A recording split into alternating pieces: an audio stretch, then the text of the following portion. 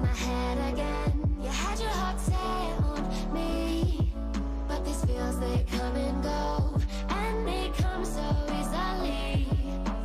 Tell me what it is about you that I can't forget, but you're breaking down my walls again, just to set me free.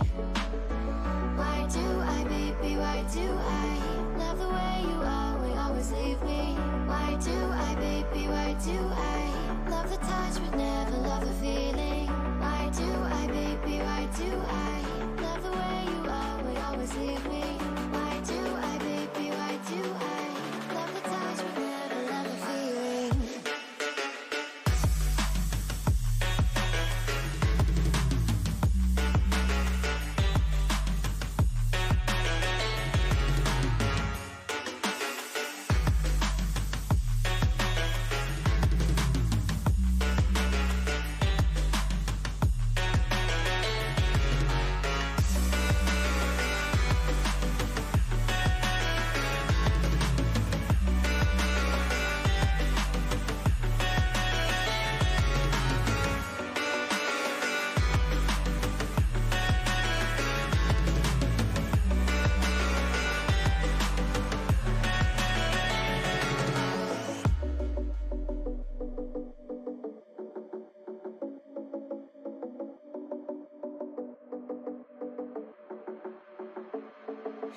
Staying up when I go out, you gotta know I'm all yours.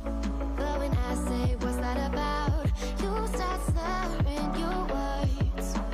Tell me why you have to seem so distant when I'm holding you. Your fingertips are drifting away, and I fucking love how it hurts. Why do I, baby, why do I love the way you always leave me? Why do I, baby, why do I love the touch but never love the feeling? Why do I, baby, why do I love the way you always leave me? Why do I, baby, why do I love the touch but never love the feeling? Why do I, baby, why do I? Why do I, baby, why do I? Why do I, baby, why do I love the touch but never love the feeling?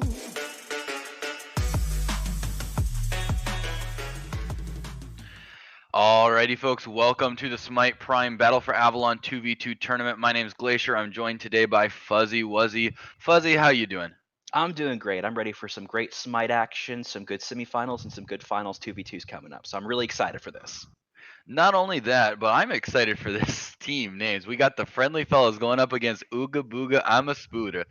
Um, Talk to me real quick. If we're going just based on team names, I feel like Ooga Booga Amaspuda should have this one in the bag, yeah? Easily, yeah, easily. I mean, spiders are like everybody's best friend, right? And everybody just wants to give them a friendly little fist bump, right? And usually that happens. But we do get some bans coming out. Ooga Booga, I'm a Spooter. Gonna go ahead and ban out the ISIS and Friendly Family. Is gonna go ahead and about the Zonquay. What do you think about those two bans with the ISIS ban and the Zonquay ban?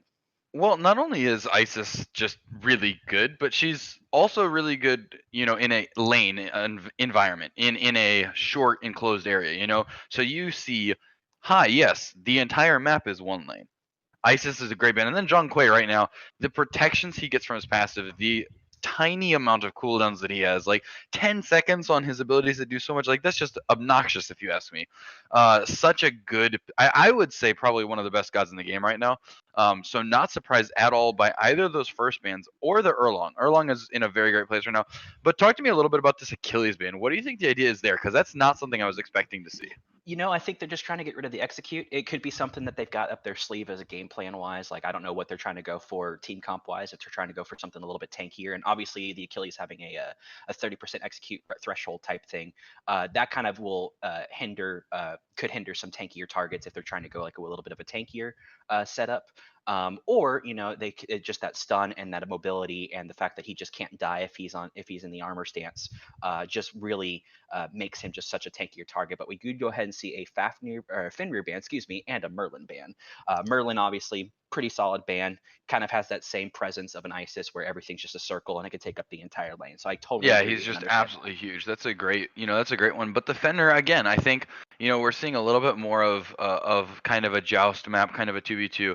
Fenner, very good. The recent buff to his 3, the strength of Pridwin, and then the fact that in a 2v2 environment, you pick one person up, that's half the team. Mm-hmm. So I honestly like this. Interesting. I think both teams still kind of talking about the last ban here, or their pick. I would almost kind of like to see. Yeah, actually, yep, there it is. Instantaneously. Joust duel. What do all the filthy dual mains play? There's Oh, the they play Uber. ADCs. Yep. I mean, Yep. that's literally what it is. It's an ADC, and we do I go didn't ahead even get it out of my mouth. the Hopwa ban as well, coming out of there. And obviously, he even in the Joust and Duel meta is one of the most tankier people. And what's not banned right now is an AMC, so it could be really interesting to see Ooga Booga I'm a Spooter go ahead and stick with their You know what else isn't banned Instack though? I theme think is the Chronos AMC. isn't banned either. Oh, see, that's another good one too. And there are some great picks banned, but there are also some really impactful picks that are still open. It'll be kind of interesting to see what these teams go for. Um, do you think there's anything you'd have rather see, kind of looking towards a ban instead of that Habwa, or do you think the Habwa is just enough of a absolute menace that you do have to go ahead and take it off the board?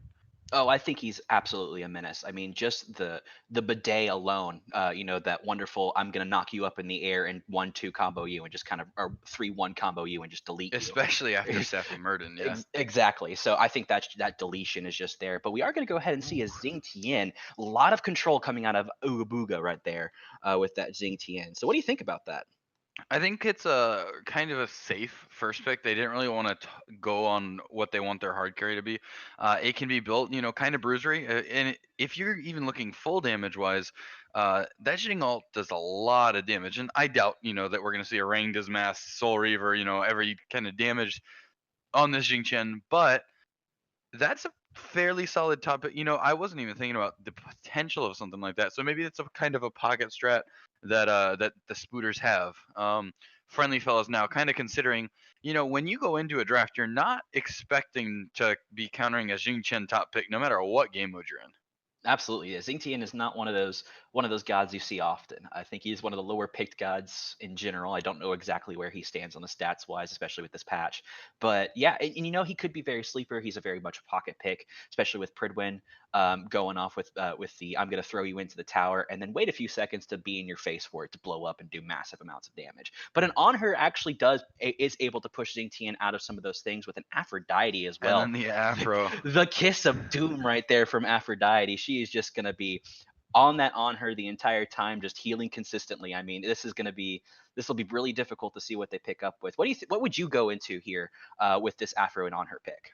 Honestly, I'm looking for something that's sustained control, follow up damage because uh, and Medusa actually says, you know what, we're going to continue our exact first idea. So Honor and Afro, in my mind, is as good of a kind of counter as you can get to a Jing Qian ultimate because not only can Honor put himself CC immune, but they have the Afro ultimate as well on top of that. But if Medusa's there the entire time, they're going to be able to pull enough beads, and then with her Viper shot as well, they're going to be able to do enough on that, on that front. I don't know. I think both of these teams have fairly good drafts. If I've got to get my money one way or the other, I think when you start stacking percentages, the game kind of gets broken on the damage, and so Kiss plus extra damage from on her pillar and then, if he's looking to build a rune forged in his build as well. Now, is that, necessarily a meta top thing? No, it's not. I'm going to be honest. But I really like the draft from Finley Fellows. What do you think? Yeah, I think Friendly Fellows definitely has the advantage here, especially with this Aphrodite just going to go ahead and Oh, and look hit at a the lot of poke. birds. Look at Yeah. that. Look at that. Look at that. That's already a shell. But the shell comes Oh, out in man. response, and that's actually the first blood. Danny Boy and his squad actually get that first blood. As I was saying, Friendly Fellows has the advantage. You have to realize that Afro is not how you'd say the quintessential early game god. She is more of a mid to late game. She wins those heals can kind of just be crazy. And the Aphrodite does have to build some sort of a bruiser type damage with this. But the on her pillar is going to go ahead and go out. And I think that red buff went to the side of Ugabuga Masputer. Yeah, that red will get Donnie Ray does try to get out, but unfortunately not gonna be enough. New Xena picks up the last hit, and Eminem still wants to brawl. And the passive on this is Jing Chen, giving him so much issue, giving him so much ability to kind of fight. So right now, 1-1. Most Afros like to be very passive. Mhm. Nuzina is Hi, yes, hello. Can I do the opposite of that, please? And I think you can't with this comp. With on her being a really great boxing ADC when it comes to this meta, you really just kind of have to be aggressive. And if the Afro isn't with you, your aggressiveness is just going to go away. And I think that's kind of the idea that they're going with. It's like let's be aggressive early, especially with the on her being the one of the better mid to early game or mid early to mid game, excuse me, early to mid game characters that you can box going into that. And then you have the Medusa, who's also a very strong mid to late game character with your ultimate just obviously being one of the bigger CC ultimates in the game, along with another really big ultimate coming out of the Xingtian. So that could be a really interesting combo to see. It could. And I like the decision making. Arachnic and Nuzina both were kind of looking to invade the blue, and then hey, we don't have to keep fighting here just because we're early. They go and they get the extra farm instead. They get those small camps, then they take their blue, and that will let this Jingchen get his own blue buff. But at the end of the day, they have the farm advantage just by a little bit on that decision. So I like that there. Now, what do you think about this Contagion build coming out first for the Xingtian? Definitely with the anti-heal obviously going off the Afro, but would you rather have seen a Pestilence there, or is the Contagion a good pickup right there for you? Absolutely not. I love the contagion, and the reason why is because first off, he's getting health from it.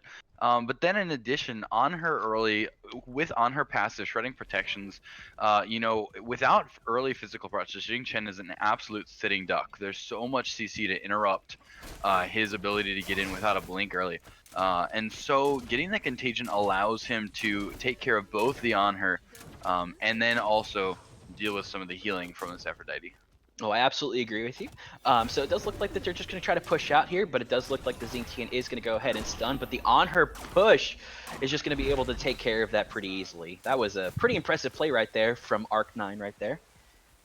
Well, that's kind of exactly what we just talked about. I say, so it's hard for him to get in and stay in, and then he tries to get in and immediately just bounced out. It's almost like a pinball machine going on, where he was knocked back in the Afro, and then as well, the on her impale, on the mark. This on her has not missed much. Oh, and here's the ultimate coming out of the Xingtian, but the Xingtian, the on her ult coming out as well. Oh, that's Xingtian is one going to get tap! away with one tap. One Oh my. HP. So that was the Jingchen ultimate, and immediately both ultimates used in response, and I actually like that. Rather than just saying we're CC immune, Jingchen cannot move very fast at all. So on her, able to hit just about every single one of those spears, almost. And you asked me what I thought about the contagion. I think it kept him alive. Yeah, the Contagion definitely kept him alive right there, along with the Guardian's Blessing that he has as well. Granted, it's not fully stacked up to where it needs to be, but I definitely think that happened. But it does look like there is going to be another engagement coming out right here. Little stun right there from both, but the honor is just pushing people away. This pinball effect that you were talking about in the early game is definitely coming into full effect. And friendly fellas really are not scared of going in right now at all. Donnie Ray ultimate down, Eminem's ultimate on this Jing Chen, so impactful, but it's down. And so they know in just a boxing trade, we win, and we'll take it every single time.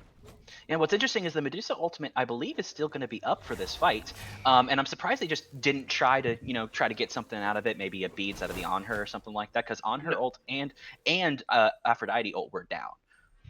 So if you look on the left side of your screen, yep, I just saw it. Yep, yeah. I think my screen when that happened, and so that's kind of what happens right there. Oh, okay. So that's the strip. That is the strip away, and so Ooga Booga again. I go ahead and take the other way, and now they're just starting to play with a little bit of a farm advantage. They're not necessarily inting for any kind of kills. They're not going on anything that they don't need to go on, but they're definitely looking for any farm advantage that they could possibly have. And now Donnie Ray in a bad position, caught. That was the kiss in the middle of the dash. Both ultimates gonna come out, but it's too late. Not only does one, but Eminem not falling has to leave. But I've never seen a Medusa disappear quite as quickly before. That was a phenomenal kiss. Nuzina, now this should be just about a free Bull Demon King. Absolutely, yeah. That Nuzina play was really impressive. But what made it even more impressive is that when in that fight, the Xingtian started to wind up his ult as the Medusa was winding up her ult.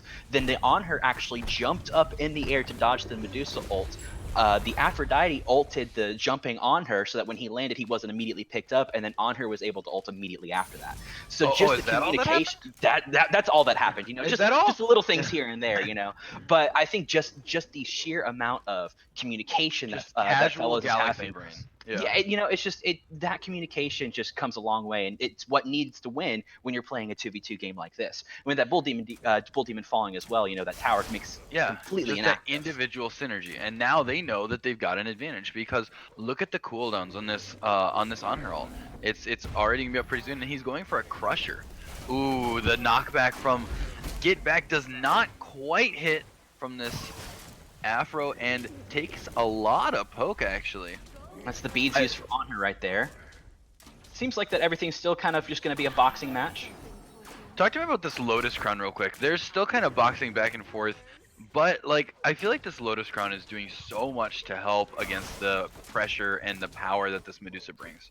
I mean, if you take a look at the healing, whenever the Aphrodite throws out her birds, on her at one point was at least 200 health, and then one bird he's at 400 health. I mean, that's just how impressive it is.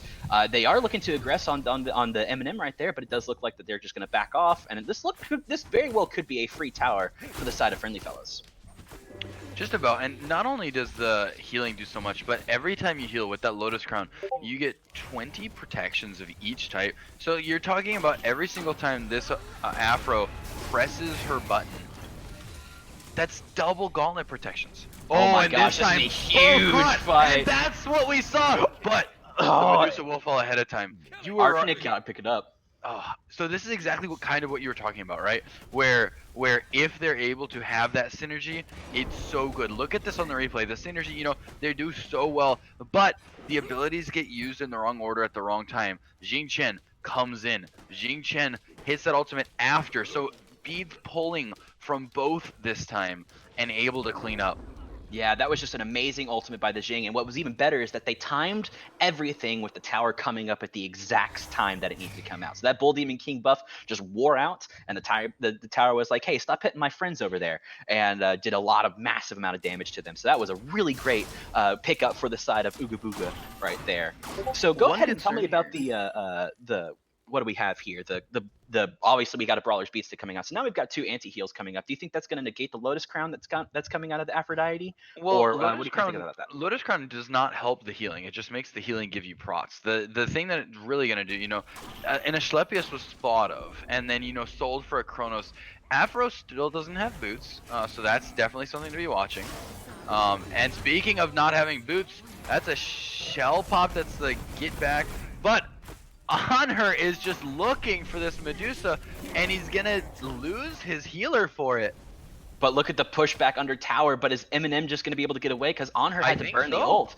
Wow, unbelievable play right there from Ooga Booga, especially from the side of Eminem right there. Because Donnie Ray was weak. He was able to pull out he was able to Aegis the Anhur ult and made sure that none of the pillars actually did any damage to him. So that was really nice. And then, I mean, just the fact that Eminem was able just to stay under the tower and consistently be tanky enough to kill the Aphrodite there was just impressive alone. Well, and I think part of that is due to his build, but I mean, if we're looking right now, the goal difference in this game has gone back and forth, but then the last two fights or so, I think, just decision making and that synergy that we saw that first fight that was so great just hasn't been there these last two. And I'd like to kind of see a little bit more of a playing together, but I'm a little concerned for Ooga Booga because all four of these kills are on a Guardian. And a Medusa, the one that you want to get big, the one that you want to get online, the one that, is really, really, really going to be the most impactful part of, her squad, she is 0-3 right now. So they're able to kind of do what they'd like to do still, don't get me wrong. And this Bull Demon King will be contested, so I hope that the Medusa being low is not, it doesn't end up hurting. I don't think it will necessarily. Oh, but that was a big, that's big a ultimate right horrific, there. And just Oh my instantaneously gosh. going in. That's going to be enough. The Ankh. So Medusa already falls, and now this Jing Chen that has been absolutely unkillable trying to get out. I love the play. Anhur says, you know what? You're a Guardian. You can't 1v2. Can you maybe get a pick? Sure. Can you do things? Sure. But you're a Guardian, and that's exactly what we're talking about. They're just ignoring him, walking right past him, and murdering Donnie Ray on cooldown. Absolutely, and I think that's the thing about Medusa is that if you're in a wrong place with Medusa, or you have to panic ult like it seems like that Donnie Ray has had to do numerous times, it seems like that the synergy between these two the two characters just aren't lining up. And I think that's kind of the big issue right now. And the reason why that friendly fellows, all they have to do is put the Medusa out of their range or out of commission, and then boom, you're done. That's the end of it. Not only that as well, but look at just in these levels, look at the amount of damage per auto this Anhur is doing right now. And Afro, still no boots, doesn't need them. Doesn't need him for this one. Wow, they were just able to do so much damage to good old Eminem and for Donnie Ray right there. But it does look like that the Phoenix is gonna stay up, unless See, but it's taking a lot of poke. But instantaneously, that's the beads, that's the shell, that's just about everything. That was 17 health. Getting out under 70 HP. That's absolutely insane. So Xingchen gonna go even farther, just doing his absolute best to deal with the menace that has become this Anhur. But real quick, how difficult does it have to play? You know, we talked about the Xingchen being countered by the amount of CC immunity that Friendly Fellows draft has. It's even worse for Medusa. Oh, absolutely. Yeah, because Medusa's got, her dash, and she's got the ultimate to be able to stun. But if you're CC immune and you're trying to communicate with your Jing Tian, who's that windup takes anywhere from 2 to 3 seconds, depending on exactly when you start counting your timer. It just seems like that they're able to not only be able to not use the Aphrodite ult, but at the same time they have an Anhur ult, and on top of that they have a beads. And then the Anhur decided, hey, I'm going to go ahead and use Horrific Emblem. So after you're done with all of your CC immune ultimates, I'm going to go ahead and slow you, make you even easier to hit. And then the Aphrodite is just like, yeah, I've got meditation too. So if we're ever out of mana or a little low in health, I can just press that good old F key right there, and the meditation comes right back up with a little bit of health and a lot of mana. Oh, also, I kissed you, and he does extra damage to you now. Oh, also, I kissed you again, and you're stunned, and then he's gonna CC you, and then I'm gonna knock you back too. Yep. If you're curious. And not only that, is the pillar. If you're inside the pillar and Anhur standing there with you, I'm gonna do more damage to you. I mean, just the amount of just damaging abilities that's coming out of Friendly Fellows. Just the synergy. Yeah. And now I'm kind of a little bit out of position. Takes a lot of, but as we've seen before, incredibly tanky, able to get out without too much troubles. But Donnie Ray has to be very respectful, and I don't think this is going to be anything close to an all-in. I think you're going to respect, I think you're going to poke, but that's the ultimate. Now the other one, and that's just gone. New Xena gets, oh! Donnie Ray, come on, pull it out! That Donnie Ray manages to pick up this Anhur, but now he has to back off. No boots, no problem. New Xena full health and only getting more scary. That was a great ultimate. Medusa out of nowhere turning that team fight.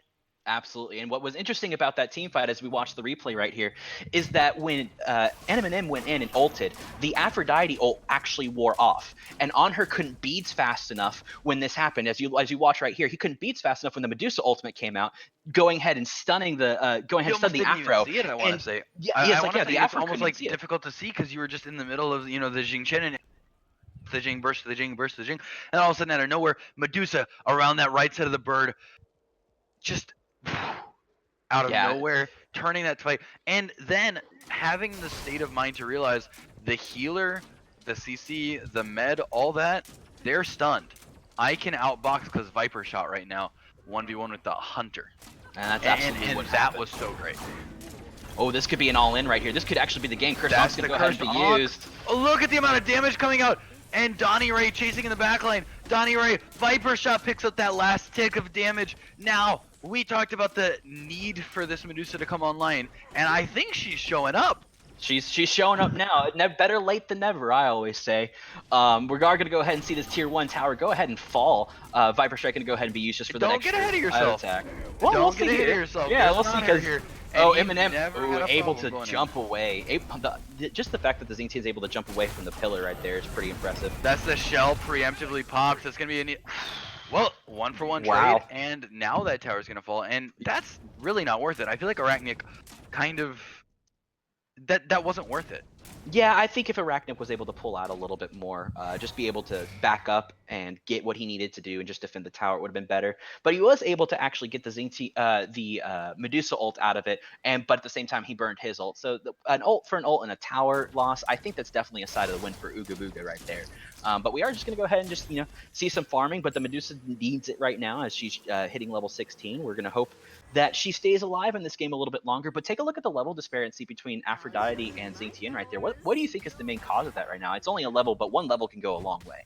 I really think it's just generally speaking, we've been looking at the last couple team fights. In the last couple team fights, Nuzina has been a little bit farther out of things. And I really think that's the big difference. Finally now picking up these cooldown boots and existing just as a heal bot pretty much. But the one huge thing that I want to point out actually is look at the difference in itemization. All right. Medusa opting for a Aussie over the Titan's Bane. Oh, and Eminem gets pinned onto that, but look at the damage. Look at the damage from Donnie Ray. Doesn't need the Titan's Bane. He has Executioner and Aussie, and then the Brawlers, he has enough flat pen that he doesn't need this double percent penetration that the Anhur was forced to go into. And the damage he's doing to these squishies is so much more than the Anhur right now. And what's even better is the fact that Donnie Ray's going to go ahead and go into a kin size here pretty soon as well. And that kin size is just going to even be more damage. So on top of the yellow ticks that you're going to get off of Viper Strikes, which is just more additional damage, you're also going to get more additional damage per auto for every time the Medusa go ahead and autos as well. Well, that's Medusa ult, that's Anhur ult, that's Xingtian ult, that's every ult, Afro ult used preemptively to make sure. And Eminem just absolutely getting melted there. And the one issue right now, if you're looking at his build, he doesn't have enough health to be able to withstand the burst here. Great knockback, great pin, great kiss, but now this Phoenix is going to fall once again. Yeah, and all they have to do right now is see if we can get Donnie Ray out of position. If he gets out of position at all, that's going to be the game right there. They've still got 20 seconds. They've still got 20 seconds to try to look to start ending this game before Eminem gets back up. But, oh, there's going to be the first stun. The ticks start. And Donnie Ray has to use that Aegis. That Aegis can be down for 3 minutes, not up until around 21 minutes. And now this Titan's starting to be looked at. Oh, and that's the preemptive ultimate. Oh, horrific. And the Donnie Ray going down. Eminem here has to save the game. What does he have? That's the jump. Up, down, knockdown, kiss. Look at the shred. That upgraded shell does so much. That upgraded shell absorbing 2 autos, but that's still going to be the game. That's still going to be the game. Ooga Booga, unfortunately, the Xingtian, the Guardian pick, just wasn't able to do enough. Phenomenal early game, phenomenal, did great in the tanking, but Aphrodite just brought too much to the table. And I think the main difference is that Medusa is a mid, like level 5 to level 10 boxer. And if you're down, I think at one point she was down 2 levels to the Anhur, who is a early and mid game boxer. And they were just able to just keep the Medusa out of the fight when it needed. But the Xingtian was able to say, hey, I'm still here. I can do stuff. But then the Xingtian falling off and the Medusa just still being behind, still able to do a lot of the damage and be able to just get some kills later on to be able to be more part of the team. But at the same time, it just didn't seem to click on every level when it came to it. And so it just ended up being that the healing out of the Aphrodite, out of Nuzina right there, and just the amount of penetration that the Anhur I think the lockdown as well. Yeah. Well, on her passive, every auto tag, shreds protections, takes protections away from a target. That stacks with the Executioner. That stacks with the Titan's Bane. So you're looking at someone who has Contagion and Nemean, and that's the only defense they have. And after 3 or 4 auto attacks, you have 0 prots, and Anhur's ulting you. Enjoy. Yep. As we take a look at the damages right there, it does look like that the player damage coming out of the Medusa was definitely strong, but take a look at the player damage out of the Aphrodite versus Eminem right there. Just the fact that 2,000 player damage and the healing alone, look at that, 11,755 player healing right there. And that was just so impactful. That was just absolutely the difference in the game right there. Is one team, we take a fight, we can keep doing stuff. You take a fight, you have to back, reset, and then come out and try to do stuff. And by that time, we were able to get in position. So great game there. Unfortunately, the early predictions, Ooga Booga, I'm a Spooter, the name was phenomenal, but it wasn't quite enough to push them over the edge here. And Friendly Fella's going to take this one.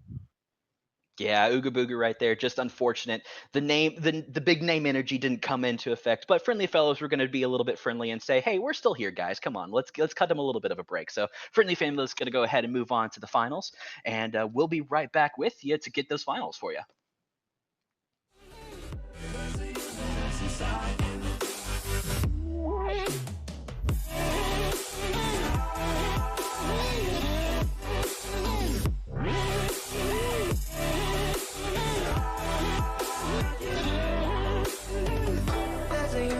Inside you, why are you pushing it away? Leave behind your own deception and learn to live another day. There's a universe inside you, your galaxy of happiness. I just wanna help you find it. We'll explore in baby steps. There's a universe inside you. You've gotta give it room to breathe. So let the universe excite you, 'cause that's the way it's meant to be.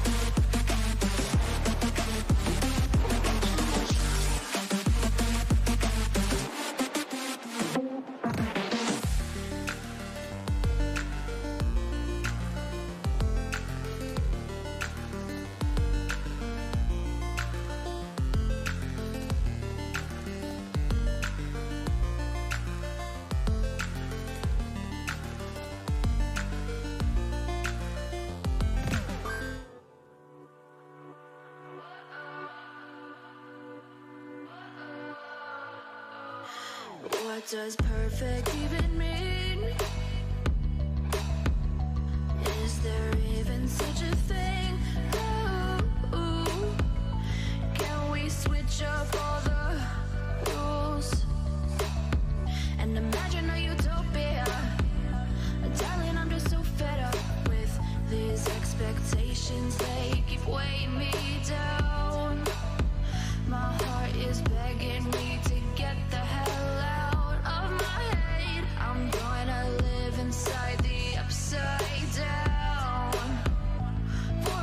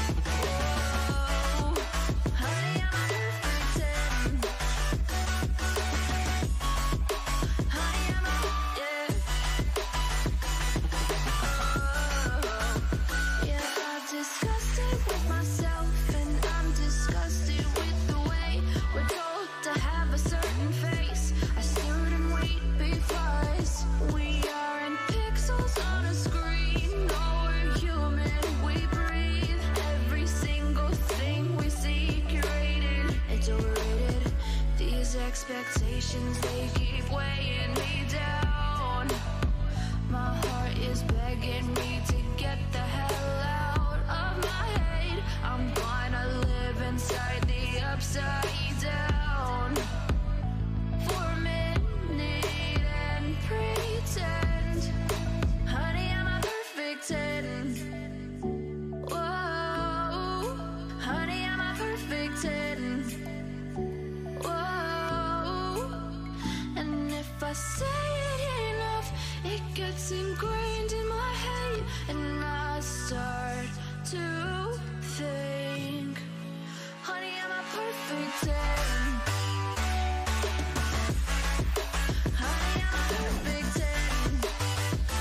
Whoa, honey, I'm a perfect 10. Honey, I'm a, yeah.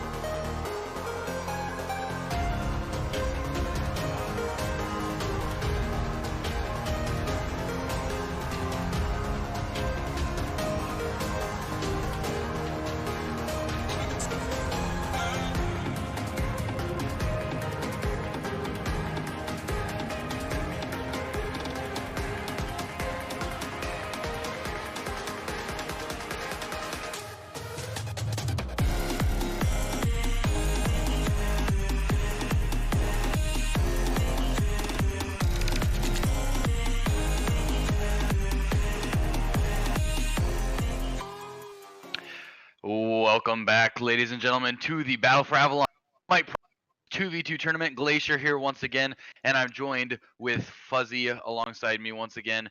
And we are in the finals now. Expired Chains and Friendly Fellas, and immediately, Fuzzy, they must have been watching that last game because Afro taken out right away. Had to have been watching that last game because that after play was absolutely nuts. But Friendly Fellows is going to stick to their book right there and go ahead and ban out the Zhongkui right there. You still think the Zhongkui is one of the better gods. We all know that. They are going to go ahead and ban Naja on the Spider Side change. And I Why? love that. Naja is so good in Joust. You can build a bruisery kind of build. You don't have to build boots if you don't want to. The relic dagger works so well. The Blackthorn hammer, the Glad shield. Naja works so well in Joust. The ring toss. The amount of control, the amount of damage. You can do so much with that character. So I love that ban. Lots of bans coming out very quickly while you were talking. We were able to get a Hobwa, a Bacchus, a Fenrir, and an Isis. Now, with the Bacchus pick, is that just more of a control AoE, like I'm always going to just be juggling you up in the air type pick, and that's why they wanted to get rid of it? Or I think was it's there just something more of like always a been a tankiness? great pick. I think it's just always been a great pick. I'm sorry for cutting you off. Has there ever been a time where Bacchus wasn't considered really good in Joust? Yeah, no, I don't think so. But it does look like that expired change is going to go ahead and pick up a Chronos, which is a huge pickup in Joust. Ooh. With Chronos already starting at level 3, and once he hits that level 5, it's almost hard to kill him. Yeah, hey, you won one team fight. How about team fight round 2? That's how it usually goes with that rewind time right there. Is just going to be pretty nuts. Now we are waiting for the pick for Friendly Fellows. What would you expect out of Friendly Fellows to kind of try to counter this Chronos here? Honestly, I expect something very similar to what we saw last game. But I expect it to, be a different method of going about the same kind of draft. I expect them to go for control, synergy, pressure, play. I expect them to kind of camp whoever the more damagey kind of character is. And I expect them to come out trying to swing again, just as they did last game. But it's gonna have to look a little bit different. And I think there it will. So Erlong was banned last game, left open this game. So it's going to be an Erlong Shen and then a Soul. And you cannot get more early boxing and tower push than you get out of a Soul. You're absolutely correct. Just Soul being able to just auto faster with her passive, and Erlong Shin obviously being able to pen and being able to knock up in turtle form. It's just remarkable the amount of potential and the fact that Erlong gets a shield when he's in turtle form, so the dive potential is still pretty strong there as well. So with the expired chains, I'm kind of hoping just for the namesake that they go with an Ares pick because I think that would just be fun. But it does look like it's going to go ahead and be a King Arthur. Can you explain the King Arthur pick here? Is it more for just the ability just to be able to keep people constantly Well, I think aware? Arthur is a god who does great when he can constantly stacking his mechanic, and similar to Cucullin with that rage, he almost needs a lane to do it in. So I think in a joust setting, the sustain and the control, the amount of frontline that he's able to bring to protect this Chronos is going to be huge. I absolutely agree with you. Well, let's just jump right on into this game. Face going to go ahead and just be playing on this King Arthur, and then on top of that, the Diesel engine himself is going to go ahead and play that Chronos right there. Just looks like some dancing going on right now, but they are going to go ahead and start up this red buff right here. Just get the minis, and are they going to contest right here? It does look like they are going to. Definitely looks like they're going to. That's going to be the stun coming out, but there's a lot of return poke, and I love this early game. You're going to give the Blink Arthur the red buff, and he is just absolutely wailing right now. Not a worry in the world. This Warriors blessing, he knows he can do whatever he wants. 1 versus 2, fighting and winning. That was incredible right there. King Arthur just being able to say, I'm just going to keep you guys juggling right here at the edge of your tower. Not only can you not farm the minions, but you're going to take a little bit of poke with it along the way. It does look like that a proxy farm might be coming out of this King Arthur right here. It does look like he's just going to go ahead and back off and look to fight with this right now. The horrific coming out of the soul right there. Horrific right into the immediate beads and then turn and burn. The 2 misses, the soul missed her ability, and she's actually been taken out. Chronos makes it out alive, weaving, ducking back and forth, shake and bake. This Chronos is still alive somehow. He's still got some fuel. He got some fuel left in the tank right there. Diesel just giving us some great jukes right there. Come on, you have to know that I got a pun there. I see you. And But Face, no, of course, just face checking puns everything. aside- all puns aside, that was great play together from Face and Diesel. Just even the fact that Diesel left alive is in and of itself phenomenal. Absolutely, yeah, and just the amount of jukes that were happening, because the Soul 2, when the targeter comes out with a lot of people with that solar burst, excuse me, what happens is that targeter hits the target, but it has a little bit of a cast time to it, and so what it seemed to look like is as King Arthur's going to go ahead and jungle up in Hold the that air, the just 1 Soul. second, because Arthur is going on this full hard. This can be disapparate out. This can be just about everything. And Erlong Shen already used 72 transformations. The shell's down from his turtle. He has to actually use his relic shell as well. Diesel doesn't miss. Diesel 3 autos, max range. This man. I mean, you do know what a diesel engine's good for, right? Where did he go? I mean, Where did he go? The man is just on fire right now. He's not missing an auto. He's not missing an ability. The stop times are just incredible. Oh, absolutely. Bancross definitely going to be great, specifically just to keep that heal going up. But go ahead. Let's look at the King Arthur build. He went with a runic shield, it looks like. Can you kind of go into the reason for the runic shield right there? Well, if we have that hovered, we're looking at it and the amount of power, but also a good amount of health, and also you've got protections against this early soul, and soul winner passive stacks is so impactful. But look at the damage already coming out of Time Rift. That's already over 200 damage. That's gonna be taunt 2v1 under the tower, and Face could not care less. Stellar Burst comes out. He's still over half HP. And that's just the beauty of King Arthur right there. Just constant abilities are always just going to be up. You go ahead and just try your best to kill me, but I'm just going to keep boxing in. With the blink coming in. There's the blink. Knock up. Supernova forced out. 72 transformations in the turtle. The knock up from the turtle is going to mean absolutely nothing. And Soul just gets melted once again. So you do know what a diesel engine is good for, right? It's more reliable than anything else, and I think this just proves that Diesel's being a much more reliable carry at this point with this Chronos pick rather than good old Arknik going on that Soul right there. I think it's just really interesting just to see the invades coming out right here. I think Expired Chains, it's their game to lose right now with this King Arthur having the red buff and blink on with the aggressiveness that's coming out of it. I think it's just their game to lose right now. I completely agree. I think the way they're going about this right now is so good, because not only do they have gods that are good, period, but they have gods who are almost untouchable from ahead, and they're continuing to press their advantage. Absolutely, as we do take a look at this gold difference right now, 3,000 gold difference for the side of Expired Chains, and 3,000 gold difference in Conquest it's doable, it's able to catch up, but in Joust it's almost like a 7 or 8k gold difference right there. It really is. It is just the painful. blink uppercuts from this Arthur are just so much damage. And now the stun locks down Erlong Shen in the 72 transformations. The amount of damage Diesel's doing right now, he eats a Stellar Burst to the face and it does less than 100, and then his Time Rift full clears the wave. Like this is just absolutely insane right now. And that's the shell coming out, but it's not gonna do anything. Double taunt doesn't do anything. The knockup came in through that turtle form of the 72 transformations while Diesel's beads were still active. And the timing there from Diesel literally just stands there and says, nope, you're not getting away, buddy. No, not a chance. We were talking about the synergy that was happening with Friendly Fellows last game, and just to see the next level of play when it comes to Expired Chains right now is just remarkable, as he is going to go ahead and grab that tier 2 ring. What kind of ring do you think he's going to go into right here? Is he going to go for more of a demonic grip? Is he going to go to Telekines, or is he going to say, I want some speed and I'm going to go with the good old hastened ring? I'm almost terrified to make a prediction like that in a 2v2 as their meta is something else entirely. I want to see a demonic ring. No clue if that's what we're going to see. I wouldn't be amiss to seeing literally any other ring outside of Shamans. I don't think Shamans is the play here. I agree with you about Shamans. I don't think it's the best pickup right here, but it does look like that. In my opinion, I think a haste. This is going to be fought over. Hold the thought just for a second, because still using abilities here. That's going to Supernova pin everything, and they just leash long enough, and everyone has to get out. Nuzina and Arachnic both on the run. Diesel thinks about running them down and says, nah, I'll just clear your wave, no problem. And Diesel's Time Rift was doing 400 damage to the Bull Demon King at minute 6.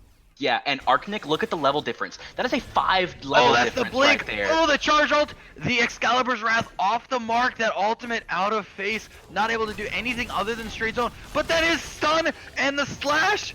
What damage damage is this? What is this?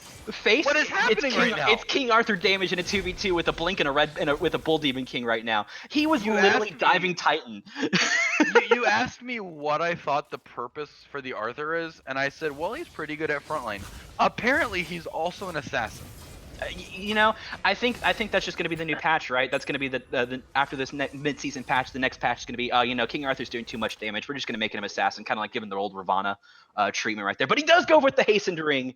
My boy Kronos going to go ahead and use the hastened ring, saying, "I got to keep up with this Blink Arthur." I love that. I love that. It not only does it allow him to box so much more effectively, it kind of just basically says, Erlong, you weren't getting out before. Yeah, buddy. And wrapping around no eyes. The disapparate from Soul's going to be enough to get out early. CC's down, but look, just like you said, this hasten ring, he's just walking in. Look at the damage from that. The horrific is popped, but it doesn't mean anything. Shell's popped, but it doesn't mean anything. Face does whatever he wants, and that might already be the game. Diesel just looking for another kill. You know, Diesel has his ultimate up, so it's not really going to do much for him as he goes ahead and goes in. King Arthur's just going to hard to use the blue ult, and 72 transformations does put him into the fountain, but barely missing. His finally face misses. when he get out. Diesel finally misses and drops that kill, and now actually might be in a little bit of trouble. That's the beads, taunt, and Titan gets the kill. Goes ahead and credits Arachnic with it, and I think you're getting a little bit ahead of yourself. Face, Diesel both feeling themselves pretty hard there. Single man, you know, just casually diving Titan at 8 minutes, you know, no biggie. No biggie at all. But you also have to take a look at the level advantage right now. I mean, that is Soul doesn't even have Bancrofts. No, that's I didn't even realize that. She's Oh my goodness. The one kill that she has had probably gave her enough to go ahead and say, hey, I'm going to back for my Bancrofts. I think I just got like 800 gold from killing Diesel right there.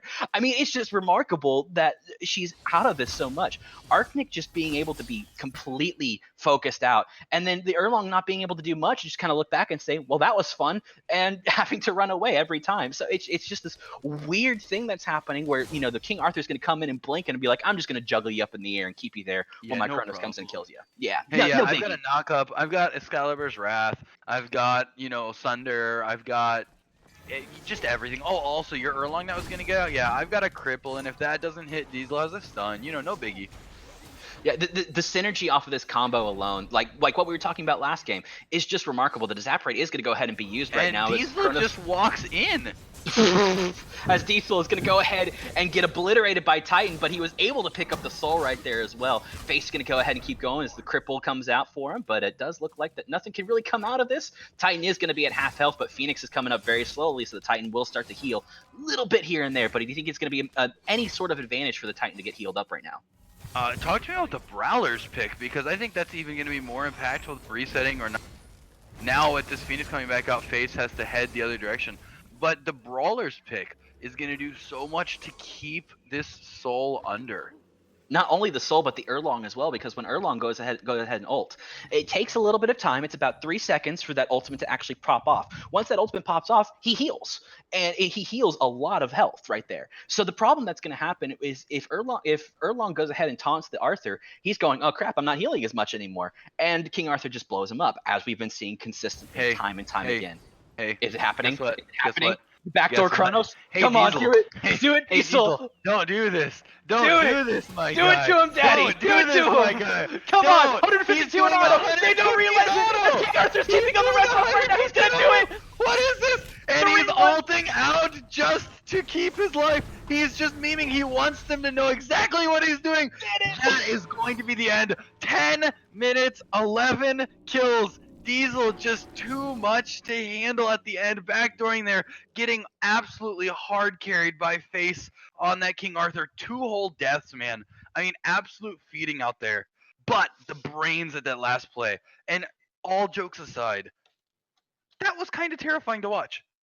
What was even more terrifying is, I don't know if anybody saw it, but Face was back there 2v1ing against Arachnic and winning. And winning it. And he was winning against the Erlong, and he's going to go ahead and win against the Soul. Not only did he win, he got a kill on the Soul, and he was probably going to get a kill on the Erlong on top of that. There was just no stopping him. So when Kronos saw that, he was like, hey, Face, go ahead and do your thing, all right? Go ahead and just go over there, take care of them. I'm going to go ahead and take care of this Titan and backdoor it and win us the game. And he was like, I got you, bud. And he goes ahead and does it. Just ridiculous play coming out of Face and Diesel. Absolutely ridiculous. So Diesel Face, it's going to be the chains that end up taking this one. And like you said earlier, it would have been cool to see them maybe on the Aries, but I think they put enough of a performance in with this Arthur and the Kronos to make up for that. Absolutely, yeah. So in this game alone right here, it's the finals, you know. We had a lot of games played up to here. Who would you give your MVP to, Face or Diesel? Honestly, I'm going to go ahead and say Face. And this did exactly what it's supposed to do. Face did exactly what it's supposed to do, but Diesel died twice and Face didn't. So that means Face is better, right? That's how the math works, right? Yeah, totally. That's how the math works. But take a look at the damage mitigated for Face right there, taking about 9,000 damage. And then you look on the other side, the Erlong only taking 6,000. It's not necessarily the biggest thing. The biggest thing coming out of it is look at Face's player damage. That is 12,000 on a King Arthur, right? If Just you combine, real quick, yeah, exactly. That's exactly where I was going. I'm gonna cut you off real quick. Let's combine both of the enemy team and put it up against him, and he still wins. he's still out player damaging him. On both on both, if we're gonna look at the mitigated and the damage, he has more than the enemy team on both fronts put together. Absolutely, yeah. Well, that does it for our final for the 2v2 Joust Battle for Avalon series. We hope that you come back and join us for the Conquest match that's going to come up. Stick around. We'll be back in a second.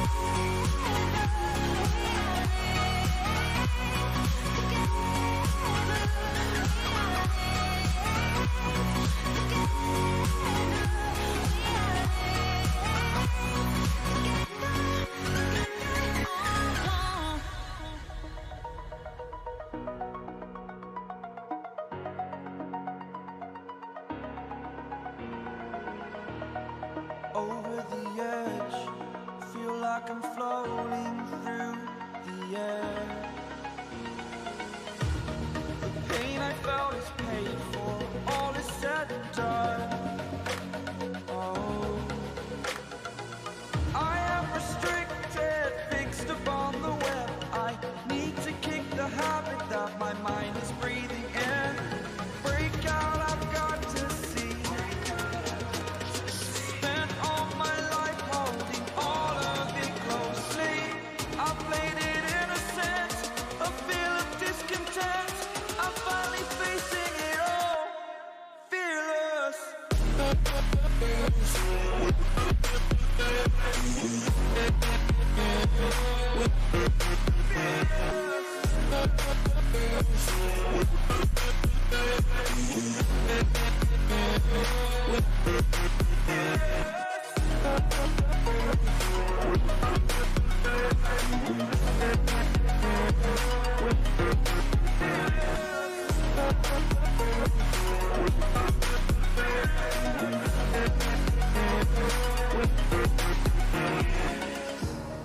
Burning the bridge that keeps us. I'm here and I'm feeling exaggerated, that's what you assume. The story's over now, I must conclude. I am conflicted, watching where I step still, hanging in the balance.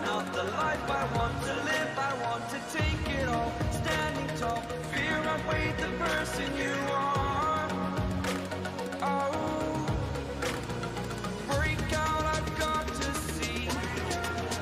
Spent all my life holding all of it closely. I played it innocent, a feel of discontent. I'm finally facing it all, fearless.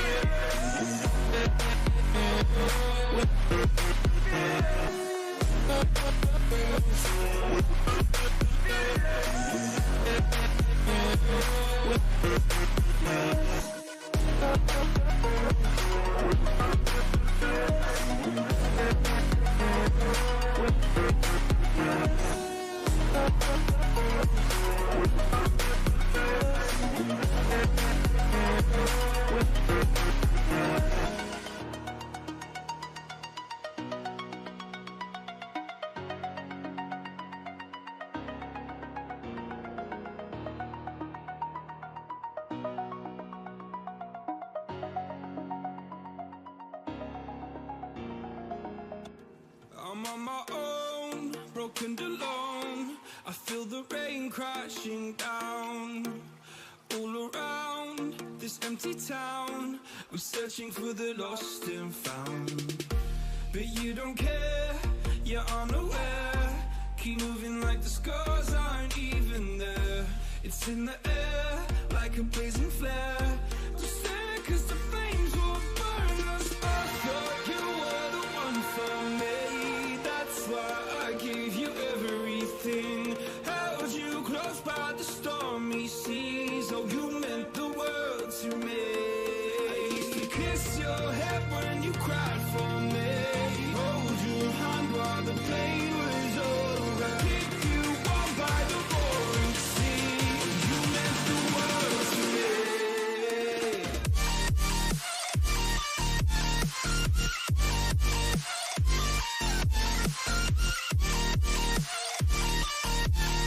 Oh, you meant the world to me.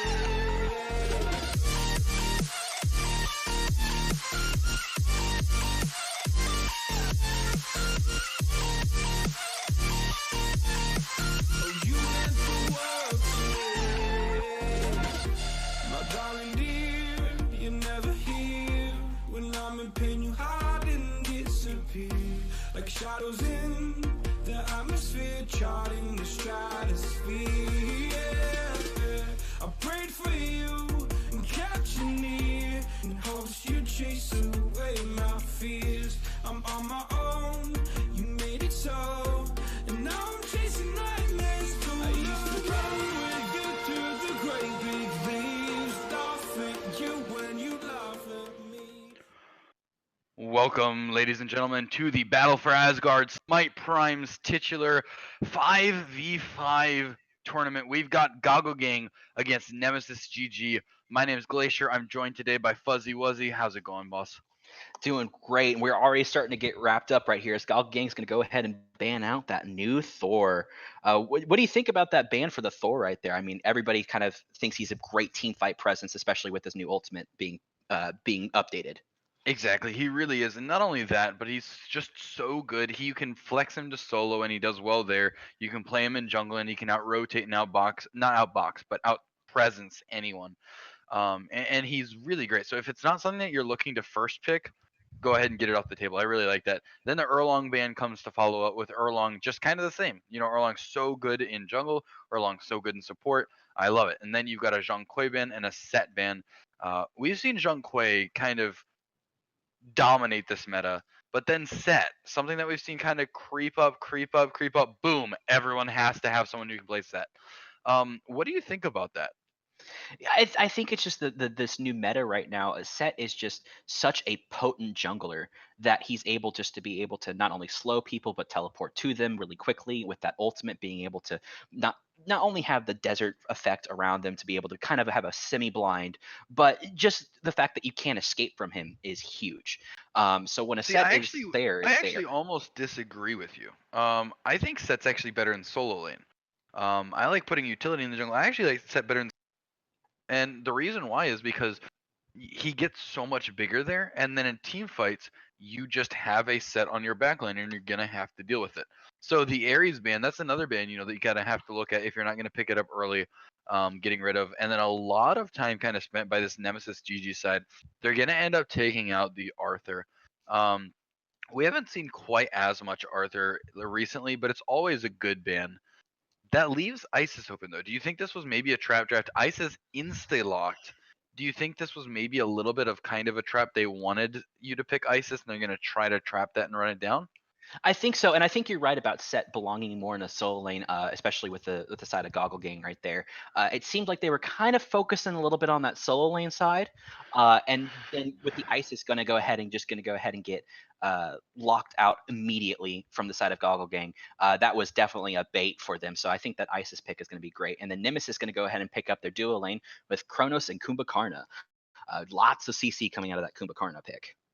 There is, but I don't love the Kumba pick into an Isis. I'm gonna be honest. The Groggy Strike being able to be canceled with both the Sun and the Silence. Kumakarn is a god who's very good if you're on the front foot, or very good if you have to play super passively. But if you're just trying to kind of run around, if you're trying to pick, um, extremely difficult to make sure that you don't get caught out on Kumbhakarna.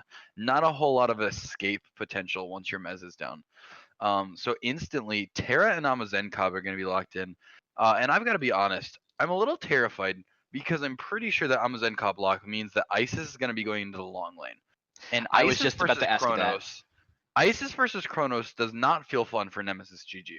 Not at all. And Isis in the dual lane when then she can just solo farm and kind of be wherever she wants to be. That is not a fun pick. But a Oh Odin to my come up just to God. be able to counter the healing and have circles there for everybody. But I mean that's a lot of circles for Goggle Gang. So if the whole team is in an Odin cage, well, there's some circles there for whenever the entire team for Nemesis GG comes in and tries to clean up. So I think that Odin pick is a little bit of a interesting. I can't decide whether I love the pick or whether I hate it. Yeah, me neither. As we do see a Dodgy band going to go ahead and come up for the side of Goggle Gang right there. But then you've also got the Bats ban, and with you having this top pick next, I'm really shocked that you're not going to opt to go for the Bats yourself. I think it has really great synergy with Odin, and I get the idea behind, letting Isis through. You're going to go ahead with the Odin. You're going to go ahead. They've got Isis and Terra both. Amazenkov has no way out either. But who's the number one mage who can pick up Phantom really easily? Isis. Absolutely, Stacking yeah. mitigations. I really am afraid right now, depending on how the rest of the draft goes for Nemesis.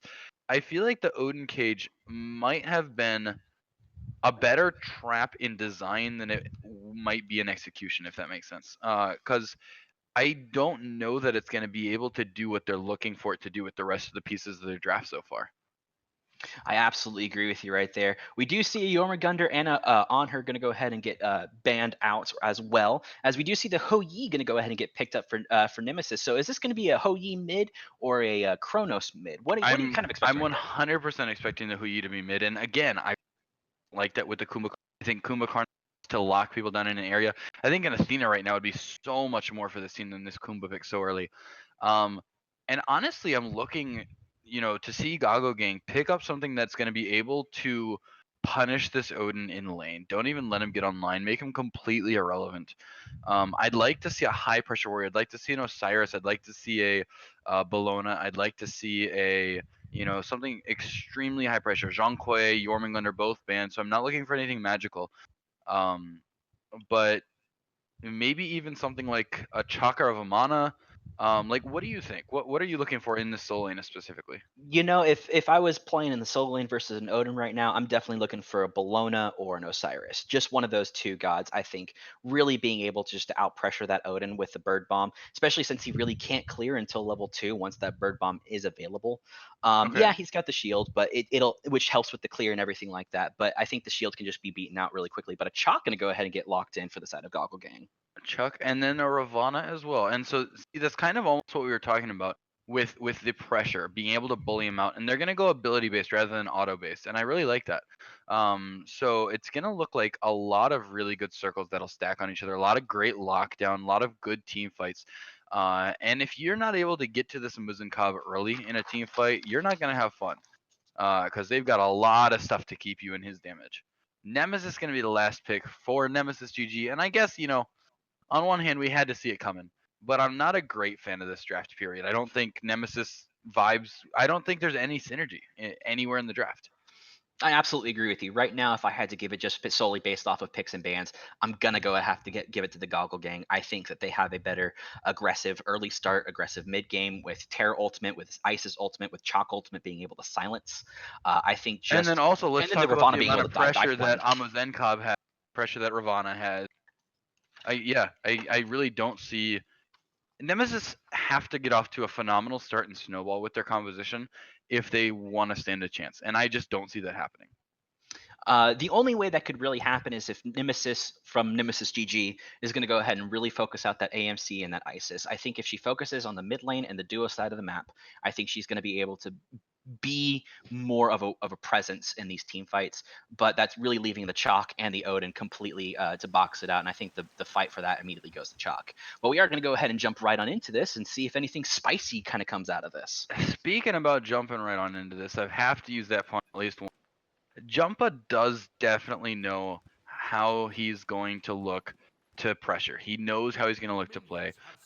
He if there's anyone that can handle, this jungler, I like the fact that he's on it, but I feel like I don't know. Maybe it's just me, but I feel like Josh Goggle is just saying hello in the mid lane, and now Huyi up against Josh Goggles, and they're just kind of looking back and forth. Coil's not really too afraid, but not really wanting to box for no reason either. Ooh, just a little bit off on that ricochet bounce right there. And I don't know why you'd use your clear that soon to minions meeting. Yeah, just little mistakes here and there, and that mistake could snowball that mid lane fight right there. But Isis is taking a little bit of a good poke right there from that Kronos. She is, but nothing else that's really too terribly surprising going to be happening here. AMC outclears the Huyi. You've got your supports starting on the red buffs like we've been seeing, holding all that XP for Josh Goes to come in, swoop up, and he's now level 2. Coils as well. And until there's a level 3, I feel like this fight does definitely, go the way of this Nemesis GG side. Absolutely, as we are going to go ahead and see some bees tick out right there for side of Josh Goggles to push people back. Definitely seeing that Nemesis rotating in from the jungle. But Matt Koi's still level 1, solo, walking away from the end of that wave. Arm. And there's aggression just going straight onto him. As there should be, but it does look like Groggy Strike is going to come out, but the passive for and Kumba that's does come the out. passive already, sleepy time, and AMC already ahead. That's not what you want to see. Absolutely not, especially at 1 minute and 35 seconds in the game right there. That's an early kill for AMC, is a very scary AMC, as you can yell not the bees as he does get that early level 3 presence, and now he can really look to be aggressive with Hives possibly being up for him. Look how much damage he's doing with even just his autos as well, though. I love the start here, going for the Mage's Blessing, Transcendence, and then grabbing those beads just to keep him safe. The stacking slows are something that he's really going to have to worry about once Huyi's ultimate, slows out of Nemesis, etc., etc. The root coming out from Kumba to keep him in those ults. But Matt Mitchie taken down, didn't get there quite enough to see what all abilities were used and everything, but gank is successful. Nemesis getting out to a little bit of a lead in the jungle. And that's kind of what I was saying in the early stage. If Nemesis is going to have to show a presence, it's going to have to be on that duo side and have to be on the mid lane. We didn't see too much presence out of the mid lane, but she's like, I'm going to go over there and I'm going to run and try to kill this Isis for us. And sure enough, that's exactly what happened. And Soul here, correct me if I'm wrong, I believe Soul is actually subbing in for the Pepe, right? That is absolutely correct. Soul is the substitute right now for that side. I'm going to be honest, I love the fact that you're putting a sub on Terra. Easiest god to just, you hit your abilities and you make your team look better. I love that. A lot of confidence coming out for them as well, as the jump's going to go ahead and be used. Groggy Strike going to go ahead and stun. Because that jump's down, look how much poke damage they're going to take. And only 8 per tick from the bees right now. But the amount of poke from the 2, the amount of poke, the swarm of bees already. Roots, stuns coming out. Oh, and around the corner out of nowhere, Panda says, I'll take that one. Thank you very much. That was an incredible gank by Panda. What perfect timing, as they are going to go ahead and look for this red buff invade right here, as the positioning is great. Does look like that Goggles is going to go ahead and pick up that red buff, and it does look like that they're trying to engage, but they are going to disengage. I think that's a smarter call for that side. I definitely think you got what you came for. Go back to farming. Don't let up. Don't let him get any kind of advantage. And now Jumpa walks all the way over to the long lane for nothing. Wasn't able to get anything out of his trip over there. And so now he's going to have to split away with his Chronos. Yeah, and that's just really unfortunate for that Nemesis. Again, Nemesis has to be bigger than life right now, and she just can't do it right now for that side. But it does look like that the Isis is rotating in and might not see the And Nemesis Nem's being right still there. here. Nem is still here. So there can definitely be. There's the blink. That's the beads already silenced out. The stun, but the stun is beads, and now Matt's gonna sit in his circle of protections. Gonna pop it. He gets health back, but it might be too little, too late. Rewind gonna be used, and Matt walking away. Really surprised to see no follow up. Jumpa and Zaki both. Not really. Everything that Matt had was down, and I'm just surprised to not see any follow. Do you think that's the right call? Just go ahead and call it quits. I don't think so. I think it was a full commit that then they just kind of second guessed themselves. But we do, it looks like, have a fight coming out of the mid lane right now as a stun is going to be used, but it might just be something just to kind of pick up. But as I was saying earlier, I think they were just full committing and then they just kind of second guessed on the full commit and then just pulled off of it. And that's just really unfortunate for that side of Nemesis GG. You really want to make sure that ISIS is locked down. It And really is. you get the beads and the ultimate out of it, so that's pretty nice. But I think that's just unfortunate that that happened. Odinalt down just to protect that blue buff. I love the use of it. Hey, why not use it if you have it? But the Raven coming in, blinking, poking out. Mad Koiz has to back. And just a real quick shout out to all of y'all who forgot how annoying Amazenkov was because, other people are in the meta now. Yeah, he's still pretty good. Fight over, and that's the Hui ult used. But they still didn't get it. Time Rift out. That's going to be Nemesis ultimate. Josh Goggles takes a lot of poke, but just handles it. Turns, burns. Jumpo wants to get the backline, but Panda and Soul protecting so well. Josh pathing. Panda with the blink out of town. And now Matt Mishy's here. Matt Mishy, silence, stun.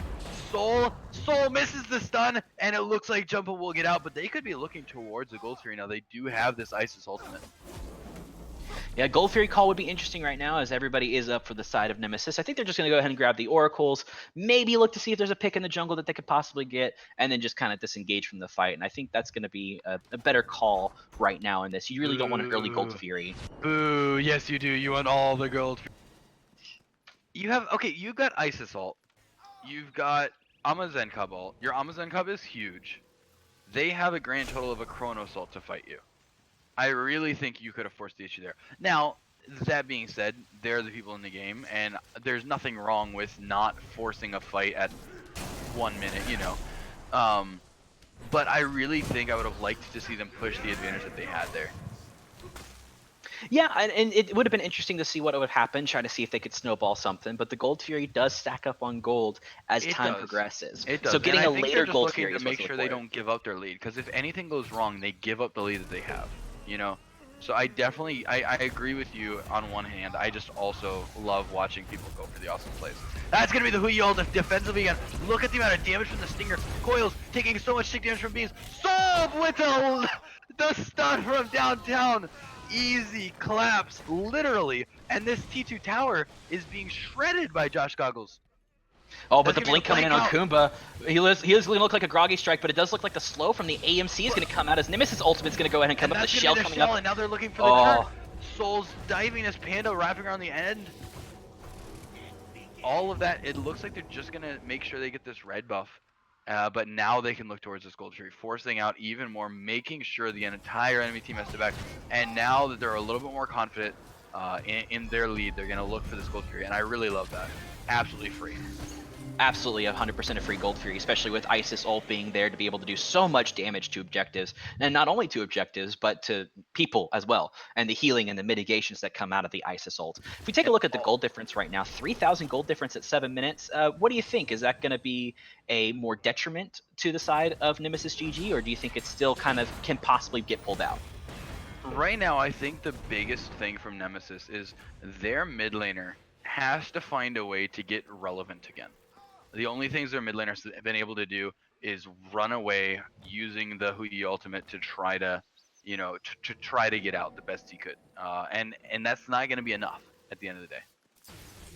I absolutely agree with you. Yeah, once Coils is back and that Hou Yi gonna be able to be more present in these team fights and in this mid lane, I think that will be a turning point for the side of Nemesis. But Do you think if the you Amazon can Cup has been able to be more present? Glacier now, come on. It was just a question. It was just a question. Yes, he is able to be more present with his bees and making sure that he is a definite force to be reckoned with, as it does look like that they might be looking for a pick, but now they're just going to go ahead and grab these oracles right now. But he is involved in every single kill, 2-0-2, and the intelligence and the trust with his team, knowing when he needs to run and knowing when he can just trust his team to handle their stuff. Absolutely. And they've been doing that really well. They have been. It's been almost a completely different team when they're doing this, but they are going to go ahead and look for this red buff invade. But it might be a little bit of a team fight right here as things start flying right now. Abilities start Kronos popping. is here and Isis is not, so if they're looking for a fight, this could be a 4v5. Panda up, down. Matt Kois takes a lot of poke. This rewind out. Panda gonna be slowed in that net ultimate. And Nemesis in and out, picks up that kill. Both kills for Nemesis. GG on Nemesis, and you love to see it. But now Zaki is in a bit of trouble. Rewind already used time rest, trying to use beads popped. Beads are not gonna help you. Circle of protections. Last hit. Josh Goggles is here, and he is huge. 3-0-2 now on the Summer's Cup. Absolutely. As we take a look at the replay right there, great team fight and great positioning right there when it came to making sure that the Ravana was killed right there. But then on top of that, the follow-up out of Goggle Gang as Josh is able to take down the Hou Yi right there with some good old-fashioned ticks. I mean, not the bees! No problem. That's exactly what it is. And with going back to that team fight, I think just the amount of presence that team is having. Oh my gosh. Even though Panda was going down is pretty One nuts. versus two. Soldiers got both of those, but now there's a big fight. That's the Nemesis all used aggressively.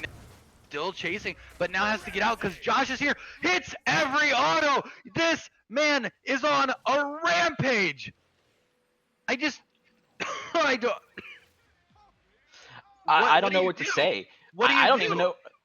I think everybody's got to adjust the lens on their goggles right now to make sure that they're actually seeing what they're seeing when it comes to an AMC being 5-0-2 and being part of every single fight.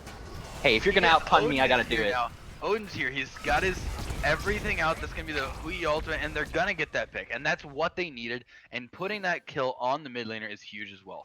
That'll help him get back in the game meaningfully so. But if we're looking at this net worth, I want us to look at the difference real quick. Hou Yi worth about 5,800. 7,200 now. That's the chalk ult. Up, down, swing him around. Odin is gone. I didn't even see him on the map. He just disappeared. I mean, the amount of damage that's coming out of the Ravana and the Chalk and the Terra out of that fight was just ridiculous. Being able to catch out in a 2v3 and a 3v1, excuse me. Oh, Coil's just able to get the jump off to save him in time, because if Robin had landed that ult, that would have been good night. Coil's now only 2 levels down, which, you know, you look at the map and you think it's even more than that, you know, from the amount of damage differential, the net worth differential. But if we're looking at, you know, the XP per minute, if we're looking at the net worth, if we're looking at what these characters are doing, there's not been enough of an ability from this Nemesis side to deal with the Amazon Cup. Anytime they're anywhere near, you know, Soul looking to go in, looking to fight any chance he can get. Absolutely, yes. Soul has been a very big aggressor in this game right now, and you know, Chalk's been able to be an aggressive in that Soul lane and making sure that everything's happening. But we do see a blink coming out of the Nemesis right there. Yeah, but instead that's gonna get turned. That's the stun. That's the silence. But now Matt just kind of chilling in his circle of protections. We saw this once before, and he fell once before. That's 2 blinks expended. That's the shell. That's beads and Aegis, and now the cavalry is here. Matt Kois. Is Matt getting out alive? There's surely no way. No way. Blink out of Panda. That's the blink out of Panda. Panda is here. 9-3. If you're Nemesis right now, you got to be pulling at your hair. What more do you have to do for a kill? I guess that they have to be more in the back line. They were spending everything on Mad Maxi right there, and he just wasn't able to do it. And this is going to be a free Primal Fury, giving that 7% buff in the jungle now for more damage. So now they can look and get more Primal, more Pyromancers, a possible early Fire Giant, and even more Ononi Fury if it does spawn. And now we're looking at just about 5,000 gold lead at 13 minutes across the map. And I really don't think that Nemesis has been playing poorly. I just think that they got outdrafted hard, and it's showing. I absolutely agree with you. Nemesis definitely was losing, as we said, in earlier of the draft. And we do have to mention Nemesis is a part of the PS4 SCL, and they're playing on Xbox specifically for this tournament. So it could be something as simple as a different controller type mix-up right there. That things aren't clicking for them right there as they do go ahead. As Goggle goes ahead and gets that Pyromancer. So it could be a few things like that, but I think they're just. He's in a bad area. He's gonna go ahead and pre-ult once again. It's 1v4 this time, and he's going to fall surely this time. Please. There it is. There we go. Coils gets it. And last time they expended 3 over here. The time before they expended 2. This time, okay, let's actually get the job done for once. We'll send 4 people over there. We're gonna get this man, and they do. What I find really interesting is as we're looking at the items right now, Kronos is going into a Warlock staff.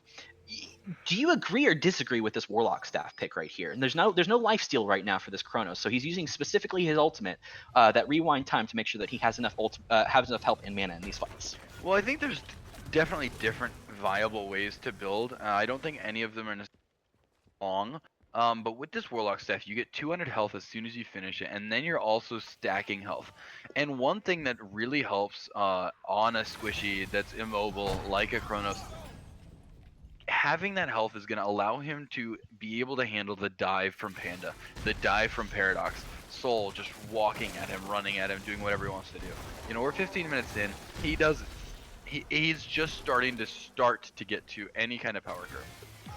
Absolutely. Panda around the corner though. Speaking of a power curve, up, down, consider that man curved. Oh my gosh, it was just remarkable to see someone blow up. And he tried to get the ultimate off right there to get back his health and everything. No, but just Mystic Rush on the mark, complete with, like, added that to that Stinger hitting as well. Like, Odin has to come in up on the top of your screen right now. Soul just ate a Nemesis ultimate inside who yelled. Mez didn't play again. That's a 4v1 because Panda splits off. Now Panda kind of stuck, opting to have to walk through this tower. Jumpa doing his best to chase him down. And Jumpa, regardless of the way the rest of the game is going, Jumpa's been playing out of his mind. He has been. That Nemesis has been very much what needed to happen right there, which was just be in these team fights and be presence. Absolutely. Look at the bottom of your screen real quick. I promise Jumpa is in this game. The Nemesis is in this game. I'm sorry for the technical issues that Spectator brings to the table. But I promise we do have Jumpa still playing. And level 14, actually a level up on this Ravana. 3-1. I love his build. I love his style. I love what he's been doing right now. So impactful for his squad. The rest of the team just needs to be able to kind of team fight around it. And I think it starts with getting to Josh Goggles. Josh has been absolutely allowed to free cast without any kind of consequence at all this entire game. And until that changes, I don't think there's a way back into this game for Nemesis. I absolutely agree with you. And if you take a look at Josh Goggles' build right now, he's got the Transcendence fully stacked. He's got attack speed boots right there with that Ninja Tabby. Then on top of the attack speed boots, he's got Crusher. And it looks like he might be going into it's going into a hammer for sure. Do you think it's going to be more of a Rune Forge, a Blackthorn, or is he going to... I think it could be a Blackthorn. I also think it could be a... You know, because you get the Rune Forge passive that makes your Crusher do damage. Bees count as a slow, so every single time you bees someone, they're taking the Crusher damage, the bees damage, and the Rune Forge, making both do extra. I think, you know, it's really either or, because Blackthorn is so good too, because it gives cooldowns, even more health. You know, it's just, there's no wrong answer here. Absolutely, and with how far ahead the AMC is, I mean, it's 3 levels, which is pretty remarkable right there. And we do have a almost 7,000 gold lead right now for the side of the Goggle Gang. That right there is legitimately where these fights are happening right now, and where these fights are winning. It's just because of Josh. So if Josh goes down, I think this fight could turn around really easy. This game could turn around really easily. His player image is 12,500 right now. That's just literally, he's absolutely free casting, do whatever he wants. Level 17 now, only matched by his chalk in the game for levels. So it is going to be that Runic. He backs and goes ahead and grabs that Runic. I'd like to see some attack speed coming out of him next. But the amount of poke and the amount of damage that he's bringing right now to the table is just absolutely inane. Absolutely, as we do see the fail knot coming out for the side of the Hoi, that new item that when you ult you get a crit whenever an ability is procced. Do you think that's a good item for that Hoi ultimate being so big, and then on top of maybe an ability like a ricochet or something like that being able to proc and start that fail knot? Oni Fury up down immediately, 0 effort. They just walk to it and melt it. But to answer your question, I honestly kind of hate the devs Houyi, I'm gonna build crit hunter like the old days, but Houyi was never a crit hunter, so I don't really understand. I really don't like the build. I really don't care for it. I don't think Houyi mid is anywhere as close to good as people are running it. And I think you're being shown exactly how less good than people think. Jumpa knows exactly what everyone's doing, has to decide whether or not he can walk in, wards to check and see, but no one else from the team is there, so he's gonna walk the other direction. Now, Fire Giant being started, but Madkoiz, Ryan, Jarman, and Jumpa all here. The fire is dropped. That's gonna be a late Phantom. Terra ult hits everyone on her team. That's gonna be an Ankh in response. Kumbhakarna ult someone in the air. Chalk up, down, sleepy time. Around the back, Chung, not Chung, I'm so sorry. Kronos trying to get to Goggles, but his team protects him so well. He's just standing in the middle of so many bodies. Soul gets the last pick on Coils, and now there's only Jumpa that has an ultimate left still that can even do anything to this. Yeah, and it was a good try for that for Jarman right there, Ryan Jermaine right there, to be able to try to say, I'm gonna ult him inside of Fire Giant. Let's follow up with some like a Houyi ultimate and a Najah and get everything in position. But no one was in position. Yep. No one got there in time. And so Zaki and Jumpa both have to just leave, walk to the other end, and try to get what farm they can. Yeah, and it's just unfortunate that they can't get much farm right now because of how far ahead everybody is. Now that we're in the part of the 5-man grouping where this is right now Goggle game to lose. They are 5-man. Remember how good Lotus Crown is? Lotus Crown is really good. I just want to throw that out there. Well, not only Lotus Crown, but also Pythag's piece is really good as well. Look at the Isis having Pythag's piece right there, making sure that everybody on the team is given a little bit of lifesteal right there. Making sure Relic Dagger. Yeah, that's another good one too. The utility builds this entire team, and I'm not like saying that to cut you off. I'm saying that like let's look at all of these items that this team has that just says we get to do what we want as a unit. Absolutely, yeah. It's a we control this game. We control this. We control the pace of this game right now. Good luck trying. Not only are we going to be able to out heal you with an Isis ultimate with Pythag's piece on it, we're going to have our support is going to have Phantom and Shell up way faster than yours will, and then on top of that, we're gonna get you some anti-heal with the Brawler's Beat Stick as well on that Ravana. And this Kumba actually, just look at his level disparity, look at his gold disparity.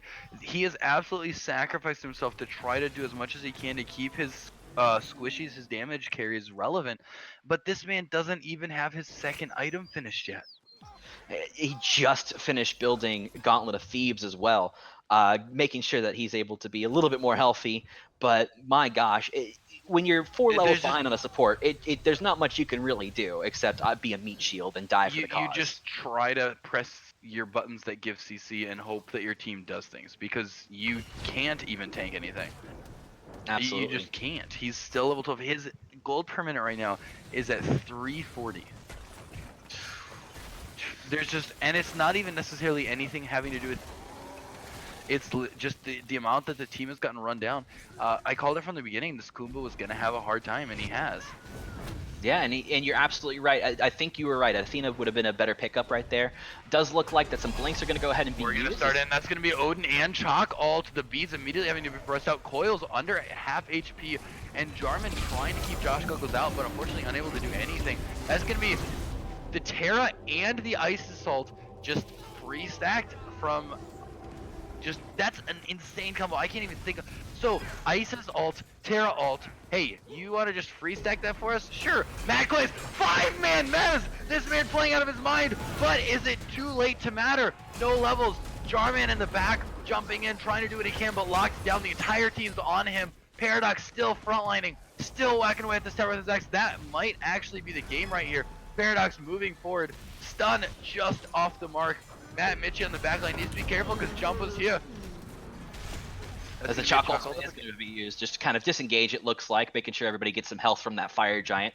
And now, do you go right now straight over to this Primal Fury and get that 7% more down, kind of clear the jungle, make sure everybody's set up and reset, as fire giant's going to be wearing off in about like 30 seconds. It looks like they might be waiting to try to pick someone, but they're already spotted out, so nothing's going to happen there. If I'm them, yeah, you're looking to strip that jungle, grab the Primal Fury, reset, spend that gold. I mean, I'm sure there's a ton of gold in hand for them the amount of time that they've been out. They just got 2 Phoenixes, for crying out loud.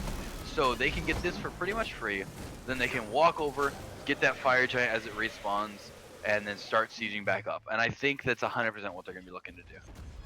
Well, it does look like the Primal Fury is going to go down for the side of Goggle Gang right there, as they're able now to have 14% more damage when it comes to jungle monsters, as well as the Pyromancer and the Big Boy Fire Giant. No. We do see some lanes trying to get pushed up for the side of Nemesis GG, trying to do what they can at one point, but it does look like they're going to start the Pyromancer, and it looks like it might go their way. And I like that. You know that you can't really fight, but get the gold for your team that you can. That's gonna allow a lot for the team. Let's go ahead and get the farm that we can get together. And great heads up play from Nemesis to be able to do that. We're just waiting about a little less than a minute here for this fire giant to respawn, and I think when it does, you're gonna see it melted immediately, and then Josh Goggles and his Goggle Gang are gonna be looking to end the game immediately after that fire giant. Absolutely. It won't be enhanced, so it's going to even fall faster with that 14% from that Primal Fury right there. And they're just making sure everything's warded up, that no one's going to look to engage. Maybe seeing if maybe some people are going to back right now, as it does look like it is going to go ahead and get started up. And Josh Goggles actually being around here, pathing around the backside, getting here for his team. They back off, but that's the stun. Ryan Jarman Phantom popped immediately, and everyone's on the back line already. Paradox, everyone chasing. Jarman has to leave. The amount of damage in that turn there was just so huge, just from going in to try to ult. Matt Koiz is going to have to try for a Blink Mez play here. He does get one in his ultimate, but Isis ult is popped, Terra ult is popped, and Matt Koiz is in trouble. Sleepy Time passive, he's going to go down. Paradox getting poked on the back line. Paradox does fall, but that just might be too much to deal with, because right now it's a 4-on-3, and the 4 do not look like they're slowing down anytime soon. Splitting up a little bit on different targets. But yeah. Panda, there it is. The call is, hey, let's just go in. They can't stop us. Yeah, they're not going to be able to stop us. What was interesting about that last fight is that Odin had to back because he was really weak. Then when he backed, he teleported onto a ward and then immediately got blown up again. So it was just really unfortunate play right there for the side of Ryan Jarman. And now we're going to start pulling this Titan. It really was. It's an unfortunate play all around, and I really do think it's just half of it has to do a lot with the draft. Jumpa trying to do so much in the backline, but it just doesn't matter. That Titan is going to fall down. 26 minutes and 10 seconds, and exactly what we said. That fire giant falls, the Titan falls soon after.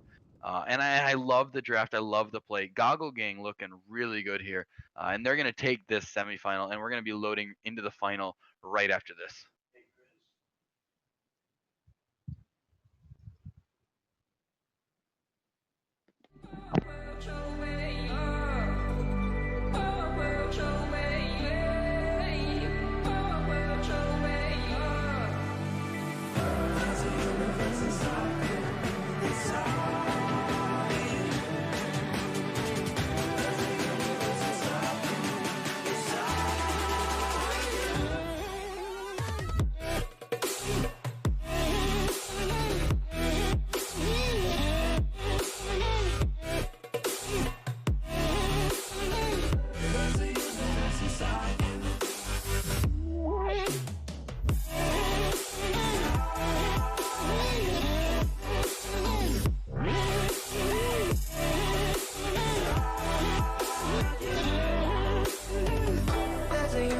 Inside you, why are you pushing it away?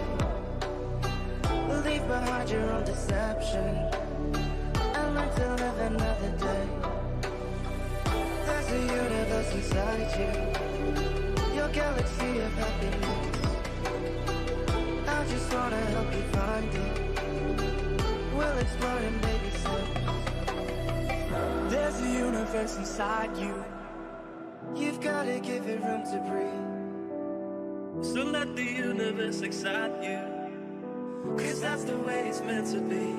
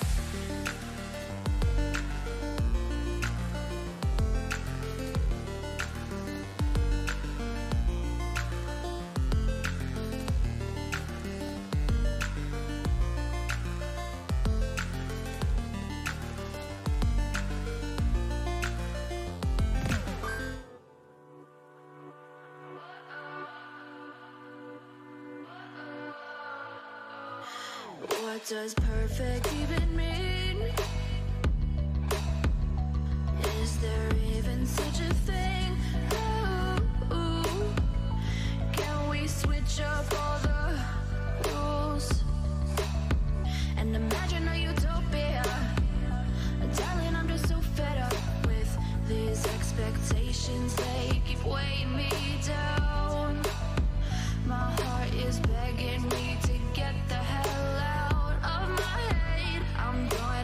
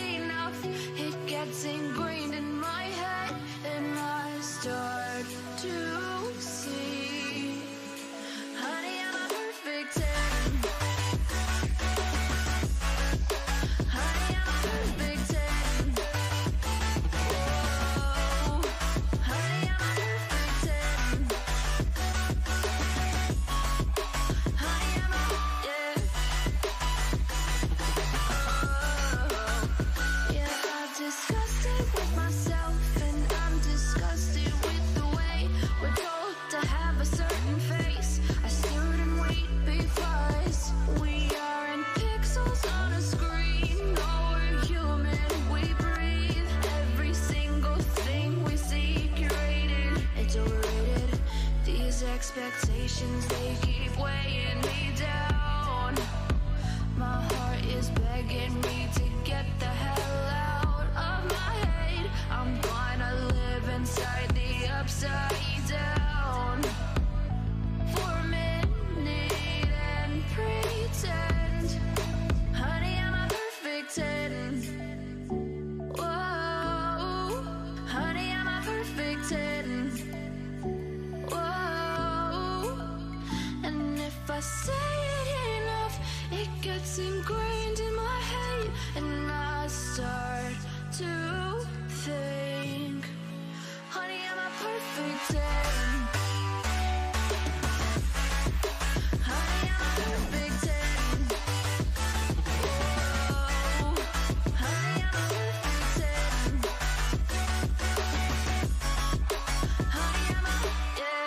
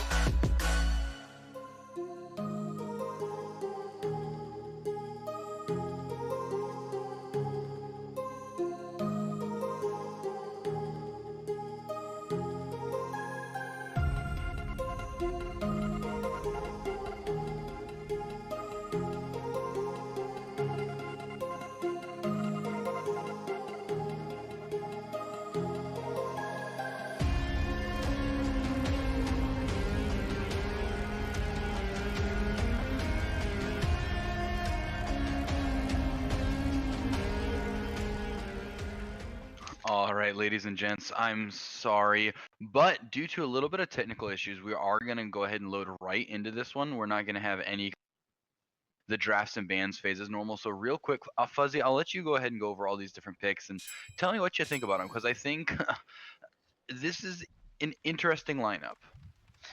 It really is an interesting lineup. So it does look like that we're going to have Trivia Bot on the side of Superstar Saga going down from solo to the dual lane in the carry specifically. It's going to be go ahead Osiris going to be on that on Trivia Bot's going to go ahead and be on Osiris. The Ares pick is obviously going to go ahead for the jungle side right there, and the On Her is going to go ahead and be in the mid lane right there from Malachi. It does look like that Erlong. Speaking of On Her's we're in a boxing match. This mid lane, we might have a kill before minions meet. Josh Goggles on the receiving end of some auto attacks. Absolutely. I'm sorry to interrupt you there, but no, that's totally fine. Gracious. Yeah, with Josh Goggles on that Chernobog right there. Chernobog not having the best early boxing potential right there. He does not have the level 1. He does not have the level 1. But I do have to say what's really interesting is just the fact that we're seeing an Ullaron in the carry lane against the Soul rather than the Ullaron in the mid lane. What is your opinion on that? Is the Chernobog better in that mid lane? This composition is very similar to something that one of the teams that I coach loves to run. They call it Lawnmower, and the thought process behind it is Ullaron presses 4, then you have a Hunbat's ult. Hunbat's presses 4, Terra presses 4. Even without Ullaron, that composition was broken. Hunbats and Terra go so well together with a good Hunter, any kind of tick-based damage, any kind of extra frontline, it does great. Add an Ullaron ult to that though, and you're stuck in that Hunbat's ult for so long. And so I actually love the composition. I think putting Ullaron in the long lane is 100% the way to go. And I love this composition. That being said, the comp from the other side here, I really don't care for the Soul. I don't understand why Soul's being played at all. I don't know. I get the fact that you need magical. I get the fact that maybe a Zhongban came out here, but I'm not a big fan of Soul. Like in what meta is Soul even a thing? Well, I mean, what's a meta? Nothing. What's the meta with you? I mean, there is no meta right now. Just seeing the Soul. I don't know. That's the best part about Season 6, honestly, is that anything can be anywhere. We've got a Thor solo. We've not seen that other than in pro players trolling ranked for so long. Absolutely. And I think what's interesting about this Soul pick is that when Ullaron does make the rotations, and the fact that I think Soul definitely can outbox in the early stages of the game. At this point, it's now going to be a little bit even with the Ullaron having the heal available. But in the early stages of the game, I really think that the Soul is able to box a little bit better than the Ularon. But once he hits that level 5, he's going to Oh, start that speed rotating force on more the to these mid lane. fights. And that's almost the death for this on her already. Came out a little bit fast, but it does look like that Malachi is going to stick around for a free wave right there. And Superstar Staga off to a good start, but need to be careful because Mytheria might be falling here, back steps and doesn't get hit by that. But will the Sacred Monkey Bounce find it? And that's the dedication, getting that first blood worth. Luconium gets credited with the kill, but first blood gold will be going to the way of the Goggle Gang. Absolutely, the dedication right there from the Hunbats, making sure that he's able to clean up that kill, is exactly what Hunbats are trying to do. Just make sure that everything's good, get that kill, and then he died for it, unfortunately, but he was able to get that first blood secured really quickly, and I think that's a great pickup for that side of Goggle Gang. And that's kind of the funniest thing, you know, you watch the Sacred Monkeys, and you're just like, well, hopefully this works. And sometimes it does, sometimes it doesn't. But the dedication, knowing that you die, but just, hey, I'm going to go grab first blood gold real quick. No problem. Great heads up play. Down a little bit in XP, but got that first blood gold. And so that'll help him to get a little bit of an advantage.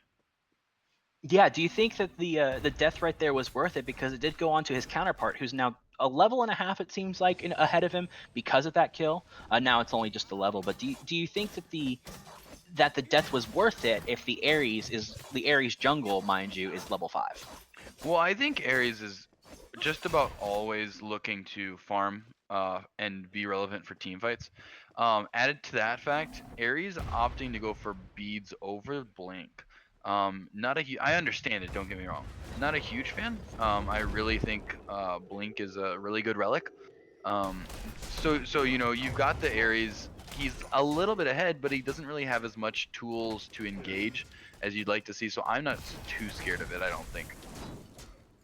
I absolutely agree with you. He is going to go ahead and pick up the Talaria boots, it seems. Or no, excuse me, the movement speed boots for those traveler shoes, what that's called. Does look like and there's going that to come ultimate over. immediately countered. Backside Ares one-on-one, but everything else is happening on Josh Goggles. And Panda falls in response. Panda now 2 deaths. Luconium now 2 kills. But on the other side of that fight, mid laner got picked up. What's interesting and what I just noticed when that fight was going on, the Humbats was able to ult and able to do that. Ares chain did come up at the perfect time. All the chains. The Ares chains were able to come up at the perfect time, and then Mytheria actually ulted the Hunbots out of the overhead smash, and that's what was able to secure him the just in general secure him the kill for that Ares. It really was, and you know, at that point in time, your squishy's already pretty much just dead anyway. So going ahead and that knock up out of the overhead, then the ult on top of that, the taunt, and getting himself enough health to make sure he gets out on the other side. Mytheria playing so far very well. Oh, Malachi in a bad position, pillars himself off, gets rooted, and Panda says, sit down, son. Up, down, the jump with the final hit. Does look like that Panda's shown a little bit more of a presence, but it does look like Paradox is going to get rotated on as he goes up into the air. Chain's still on him, but it's not going to do quite enough damage just yet to be able to kill that Thor, unfortunately. And but it does look like Lord Panda... of the Afterlife as well expended, so they can be looking at ganking that side. Panda was looking at the Soul, you're right, but gonna kind of opt to walk away from there, and Soul will be able to pick up her own Void.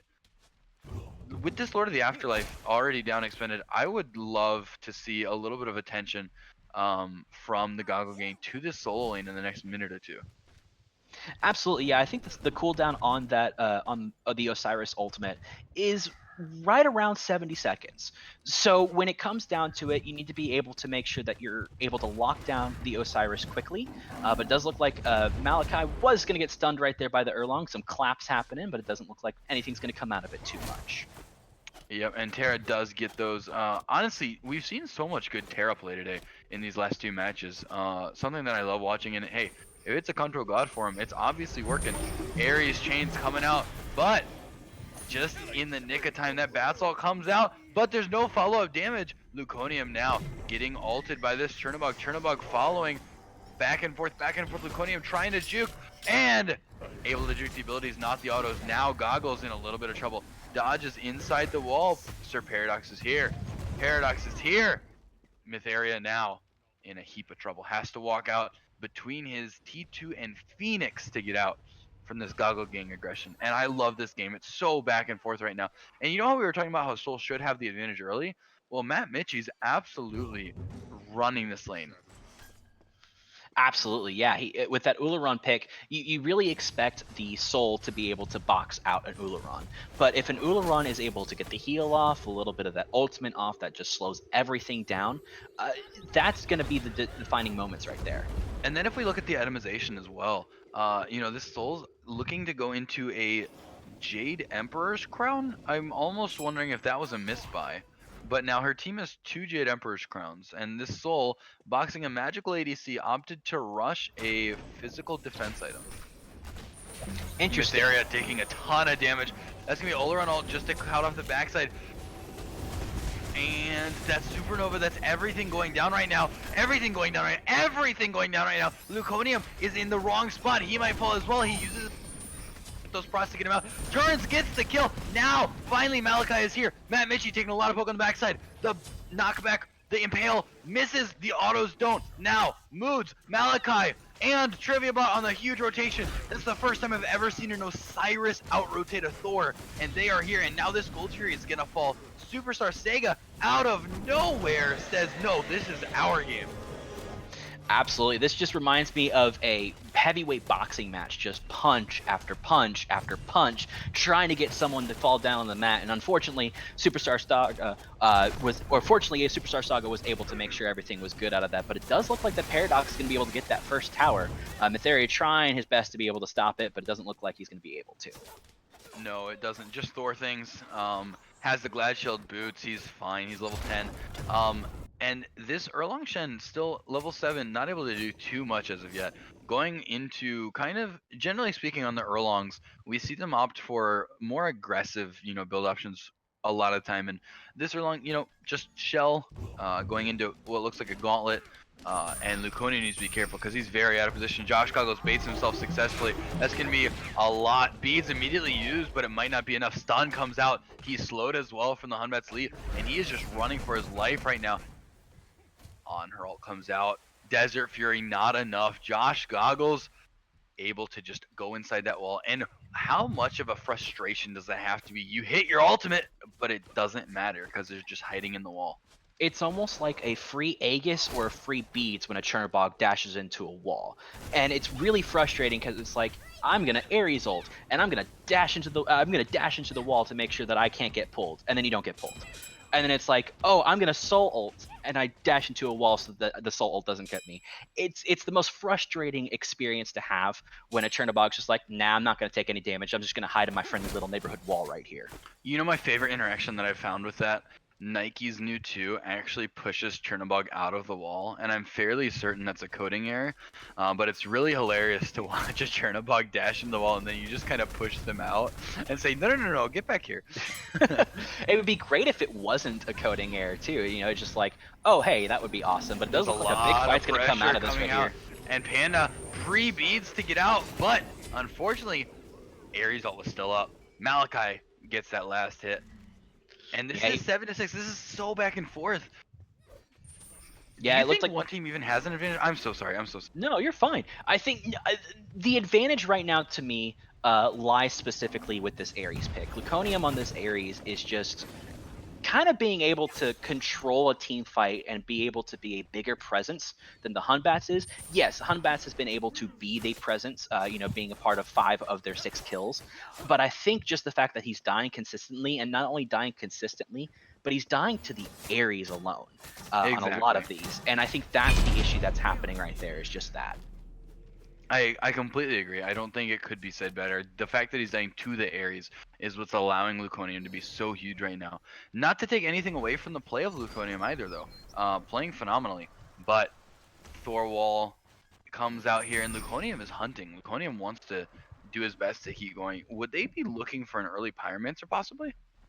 It's very possible. It would be a very aggressive call, and with this game going as much back and forth as it is, I don't think it'd be the best thing in the world to go for that early Pyromancer. And that's exactly the word to describe it. It's so back and forth. Etheria looking now for some aggression is spotted out immediately, so that's going to just be a quick turn and cancel that. Now red buff going to be taken down before any sort of invade can happen. Counter ward comes out, Soul unable to catch him this time. And Etheria looking good.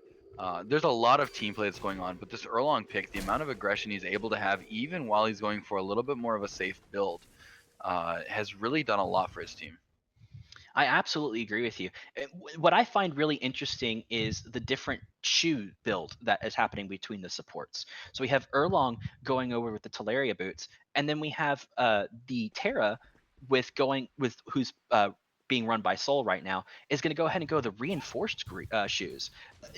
What do you think is the main difference there? It does look like that obviously reinforces being able to be tankier, so Soul's staying alive a little bit longer, because they have 0 deaths, and the Erlong Metheria has 2 deaths. So is there a bigger rotational difference between the Metheria and the Terra, or is the Terra pick getting that reinforced Greaves a better option? Well, I think what you're looking for really on the right now with the reinforced Greaves pickup, the real issue that she's saying is you get reinforced Greaves when you're scared about being able to be picked, right? It gives you tankiness. It allows you to get out. It gives you the extra, protections, the extra tankiness straight up across the board, and into an Ares and on her and an Erlong Shen. If you're ever out of position, you are going to be punished. So I think that's 100% the right idea from this Terra, making sure, that she's not able to be punished. Absolutely. It does look like a team fight's going to happen right before this this Oni Fury is going to get pulled. Ares does ult, that Supernova on top of it, but Terra ult into Bats ult into Oleron ult, and that's exactly what I was talking about. That combo absolutely devastating. Metheria falls, backline Malachi has to jump out, and he's being chased down. That's his Aegis throwing in a lot of auto-text moods, free casting on the backline, but now Thor is here. Osiris is as well. This is a 5v4 now, and power play advantage. Oni Fury about 3,000 HP, melting fast moods on the back end, trying to get in here, but now it looks like Laconium was trapped. Triviabot backed and TP'd in behind. Triviabot's here, full, but his team is falling too quick for it to matter. Soul might fall here, but it almost doesn't matter. Soul does fall, but Triviabot now being chunked. Soul gonna throw a Stellar Burst out there to try to stop things. Now this Soul ultimate is down, so while Oni Fury is certainly not free, it should be easily, confirmable by this Goggle Gang side, but they're not going to fully commit to it yet. I think they're wanting to wait, but that allows Metheria to get back in. Fuzzy, talk to me real quick. What kind of an impact this Erlong is going to have in this team fight? He's doing so much right now. Yeah, the Erlong ultimate right there coming out and just making sure the root happens, but like we've been saying, this is a heavyweight boxing fight right now. It's back and forth, back and forth. There's no punches being pulled. There's no sort of, I'm trying just to win for the point value right here when it comes to boxing. They're trying to knock each other down to the canvas, and the amount... just the fact that Metheria was there stopped the Oni Fury from getting pulled. And now Metheria is going to ult the Oni Fury just to make sure that he gets that health back, a lot of health back. And his whole team's here, so now they can get the side of Superstar and they end up to get that Oni Fury. For free. And this is something that's almost not really even... I'm not going to say it's not contested at all, but Luconium able to zone Soul out enough on this Terra that even, the clap from afar was not able to be used. So here's the question that I have for you. In my opinion, Superstar Saga was the overall winner of that incredibly long team fight. I think that team fight alone lasted about 2.5 minutes. Do you agree with me on that? Or do you think that Goggle Gang being able to get a little bit more kills, being able to get a little bit of farm from those kills, came out on top in that situation? You've played against the teams I coach. You know my philosophy. I don't care about the kills. They got the objective afterwards. And that in and of itself, I think, puts them in the winner spot. I absolutely agree with you, as Pyromancer is going to get pulled. Hi, yes, I'd like to introduce you to Soul with fully stacked passive. It does a lot. 2 objectives, who'da thunk? And that's the thing, is Soul burns objectives. Soul burns towers. Soul burns Gold Furies and Pyromancers and Fire Giants. I mean, just that one alone, and on top of that, the passive on it is just remarkable. It does look like that this tier 1 tower could go down for the side of Goggle Gang, picking it And up in Trivia Bot Superstar and Saga. Mid-Tier, they're both tanky enough that they can just kind of handle this. And now actually they're going to be looking for Paradox, getting a lot of poke there, slowed down, stunned, you know, all the things. But at the end of the day, it's a level 16 Thor from the Solians, so there's not too much kill potential there. Good ward control.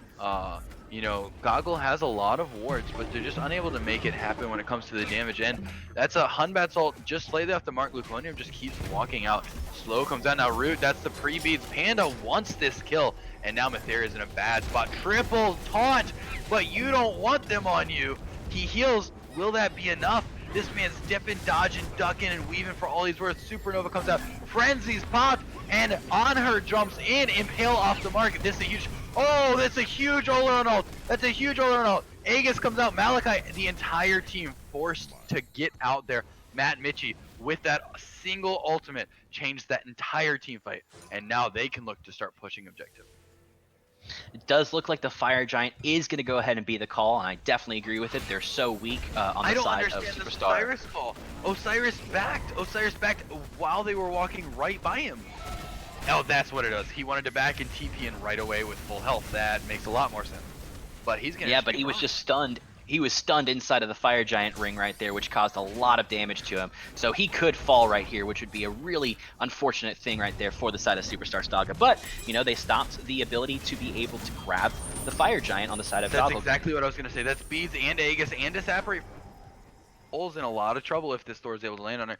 But that Osiris killing himself did exactly what he needed to do. He gave his team enough time to get here, made sure any potential of that Fire Giant being killed was completely out of the picture.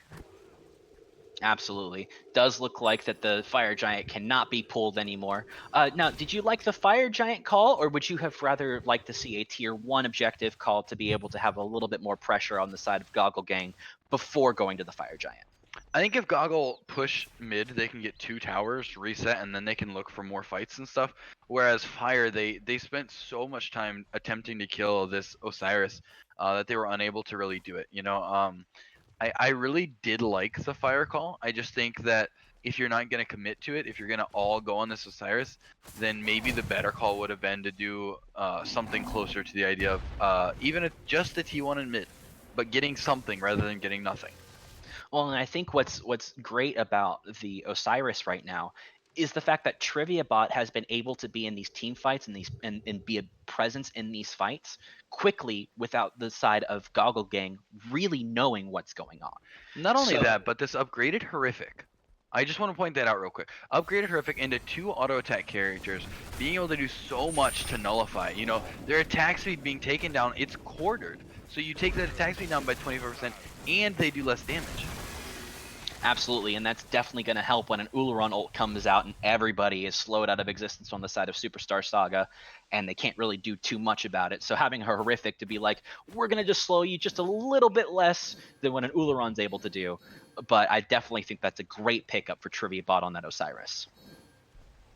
So at this point in the game, I'd like to look at the graphs if we can, because, you know, I think Goggle has been a little bit behind, but they've been slowly eking their way back into it. And then Superstar Saga win a little bit of a fight, win a skirmish, kind of get a farm advantage, and then Goggle just pull himself right back into it. And I think the later it goes, the harder it's going to get for Superstar Saga to keep winning these fights. I absolutely and that's agree. what to be scared of. I absolutely agree, and I think the big problem for the side of Superstar Saga is the fact that Matt Mitchie... Oh, hold that. Both frenzies spots, both frenzies! But on the back line, it's Oleron beating the Ares, and everything's happening right now. Matt Mitchie gets last hit. Trivia Bot trying to 1v5 on 8. And now Matheria locked in place. Huge Athena, huge Ares ult, doesn't hit anyone though. Matheria on the backline having to walk away himself. Mood's taking a ton of damage. Disapparate gonna get him just barely out. Oleron now has to turn, and Malachi's still just about full. Has nothing really to contest this with though. So he needs to be very careful. This is going to be a very fast Fire Giant for the side of Goggle Gang right now. This is a total victory for them. They were able to Matt Mitchie being able to be that big on an Ullaron at this point in the game is going to be a huge win for them. But Malachi understanding what's happening, and he is going to go ahead and start this Primal Fury because he can't contest the Fire Giant right now as is. And that's 100% the right call. And you know how we said it was a Paradox is here and doesn't quite get it. The hammer tap was a great idea. Got there in the nick of time, just unable to time that hammer. Great job by Superstar Saga. But just like those graphs were showing you, you've got this slow inexorable, a little bit less, little bit less, little bit less. And now Goggle Gang has a 6,000 experience lead, which I think is way more important than the small amount of gold lead they've been able to get from the Fire Giant. Absolutely, and I think a lot of that experience right now is coming out of the Ares pick and is coming out of the Soul pick right now. Or not Soul, excuse me, the Ullaron pick right now. Those two characters are just massive in their own right. So the fact that those two, both level 19, and obviously Thor being level 19 as well, those two are just absolutely insanely big, and you want to keep them big. And this Ares that we were talking about earlier, we said that Ares did a lot to this Bats pick. But anytime the Bats is ulting, even though the Ares ultimate can kind of ignore the CC, you're still locked into place, which is the whole point. You're still taking the damage, which is the whole point. And now Soul, Terra, Lotus Crown gonna lead the charge. They're gonna start sieging up. Yeah, and they might as well with a Fire Giant around their belt side right there, as it does look like that Trivia was trying to get something started on Panda, but there's not really much he can do. And Soul, of course, over on the left-hand side of the map doing Soul things. So it looks like we've got a posturing. We kind of want to defend this if we can, but look at where Soul and look at where Ares are. They're wrapping around behind and they're looking. That's gonna be the blink out of Ares. Ares is gonna solo ult Soul. Soul pops the frenzy into. Oh, that's a huge all-around ult once again. And now there might be some problems on the back end here because Panda's not taking any damage. Just about. Matt Mitchie picks up one. TriviaBot picks up Panda in response, and it's still going. The Thor wall, great to try to get Josh Goggles out, but he is just taking too much. He's gonna be in the air now. Matt Mitchie, anyone he can reach, he's hitting. That's his Aegis down. And the Chernobog is trying to get in the back line, trying to lifesteal up, unable to do so. And how many skirmishes like this are we gonna see? Everyone's just fighting anyone they can see. Every single fight that we have had has been something similar to this. A very long team fight, ultimates being used very early, and then of course a pick happening, and one or two picks on either side. And in this case, we saw the On Her go down, and on the other side we saw the Terra and the Hunbats come down. Oh, and no. then Soul just gets crashed on. Oh no, and the biggest issue, that if we're that team fight, the Malachi dying with his ultimate up, I think, is probably the one thing that had a potential to change that team fight and put it in Superstar Saga's advantage just a little bit more. They've been playing so well, but just the late game team fight draft from Goggle, it's so hard to kill the carries right now. Anytime anyone's on Chernobog, he's got Aegis, he's in the wall, he's running away, Thor's helping him out, everyone's helping him out. Anytime anyone's on Oleron right now, he just has the 4 key. So they're linking up so well together right now. Absolutely, and that's what's going to set Goggle Gang apart from this. But at the same time, you have to also look at the fact that Ares has been able to pull 1, 2 people, or at least grab beads from one of them, from as many as he possibly can. And if he's able to pick out the right targets at the perfect time, it's going to be really interesting and really difficult to kill Superstar Saga. But what I find interesting is that Superstar Saga has been staying too long in these team fights. It seems like that they just are trying to continue the team fight, or Goggle Gang is trying to run, saying, don't stop the team fight, keep it going. And I think that's been the issue, and the reason that Superstar Saga is slowly just getting chipped away right now. Yeah, and if we're looking at the difference, right now, this On Her only doing 11,000. And when you put that up against the 19,000 damage coming out of the Chernobyl, it's just, you look at the fights and you look at how they're going, just tiny bit over. Oh no, Matheria caught out all by his lonesome and deleted for his trouble. Soul gets the last hit on that, which if you're the support, you love to see. Hey, all me boys, all me. You love to see it, and definitely now a fire giant is going to be called for the side of Goggle Gang, and I think that's definitely the call that needs to happen. I think that will give them the extra push that they need to win. The enhanced fire giant does come up in 3 minutes, but I think it's just better to burn this fire giant right now and get it around your waist as quickly as possible. Especially, you know, since they know where everyone from this Superstar Saga team is, Thor just gonna chill here and say, you don't get to do this only when it spawns. I'm here, I'm on you. Alting now out, getting all the vision he needs, knowing exactly who's where. Coming back down, Malachi is forced to beat Aegis before Chernobog even gets here. Paradox, easy 1v1. Yeah, the Thor ultimate coming in saying, I want to stay on this fight, I want to stay on this fight, and then Chernobog coming in and say, I've got you, fam, and comes in with a big ultimate to make sure that everybody's slowed down. And now this Terra says, hey, I want to look for this Phoenix. Like, forget about stripping anything else. Let's just go ahead and do this Phoenix right now. They're sieging up pretty hard right on the side, and now the Bats is going to start to split off. And you got to send someone over to make sure that Bats doesn't get a tower for free. It's going to be the Erlong this time. What do you think about that Erlong being the one that splits off?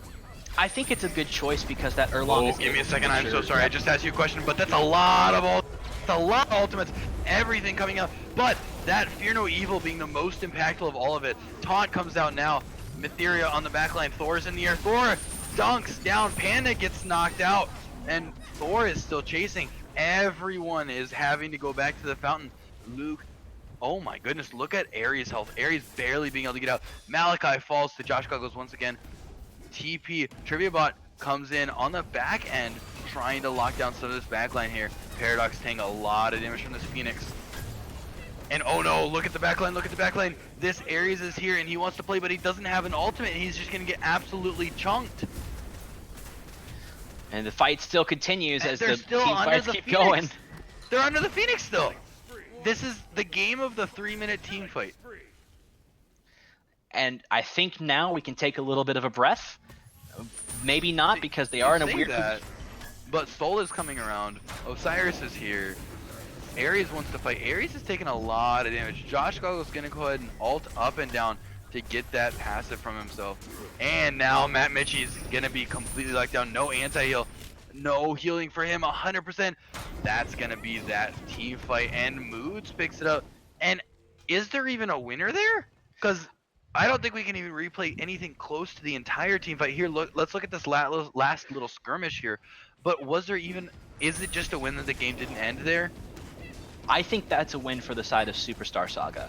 Not only were they able to team wipe the entire side of Goggle Gang, they only lost to Phoenix for it, and they're able to farm up, push a lane, and get something out of it. Unfortunately, they weren't able to get the Oni Fury, which would have been a really helpful for that fire side, right? For the left side of the map with those fire minions coming in. But I think the winner of that was just the fact that Superstar Saga continued with the game. But what's going to happen now is that the side of Goggle Gang is going to go ahead and get that Oni Fury, and they're going to push. And I think Goggle Gang can push this to the end. It really is kind of... I'm not going to say like unfortunate, because it's how the game played. Everyone knows, you know, you're going to look... So the fact that that was such a long drawn out fight allowed the Hunbats, who was the first to fall, to respawn, buy his items, and get back over to that Oni Fury to protect it, because there's no way you can safely pull any kind of objective when Fear No Evil is potentially looking around the corner. Absolutely, and with Fear No Evil having such a low cooldown, I believe it's about a 65-second cooldown, and with some of the cooldown reduction items that he has with that Jotun's Wrath and that Ancile, it's going to be really interesting. That's going to come up typically right around every minute, so every one team fight, it's going to show up about 3 times with how long these team fights have been going. Oh, and Ares is out of position. That's going to be the Ankylo proc, and Sol's here in the backline, though. You've got Triabot on this Osiris. There's no one with a lot of mobility, and I think that's one of the things that's helping this side so much. Goggle having the superior mobility. Thor and Cherno both in the air. That's a lot of damage. Fear No Evil melting Malachi, and the Oleron ult only hits Mytheria. Mytheria's stunned in it, and Mytheria's gonna fall. Josh Goggles credited with the last hit, but now Panda being chased out, Luconium, and they could be looking to end. Great stun, great root. Mytheria's gonna fall here, surely. And Mood stunned as well. Sol does not miss his CC. That's going to be the beads. and Luconium is out somewhere. They don't know. And now this Oni Fire Wave is going to start pouring in and chunking this Titan. And that's why they wanted that Oni Fury. They're going to be able to push down this right side Phoenix, Soul being the only person able to really do too much, but Ares is here available, but I think that they're just going to be able to take this very quickly. And Ares is a little tankier than, you know, jungle Ares is really more of a with a lot of setup, but the amount of auto attacks that, you know, Goggle Gang has, they're able to shred this really quickly. And Moods wants to keep fighting, wants to do everything he can do, but no problem. This Goggle Gang side's gonna kind of back up. And do you think they're looking for this enhanced Fire Giant? I think we're almost kind of in for something very similar to what we saw last game. They're gonna go get this Fire Giant reset, and the second that they're back, they're done. Oh no, Luconium, be careful. He does spot out Panda. Panda's going to be foiled there in that little sneaky gank attempt, corner camping. But that's going to be enhanced Fire Giant.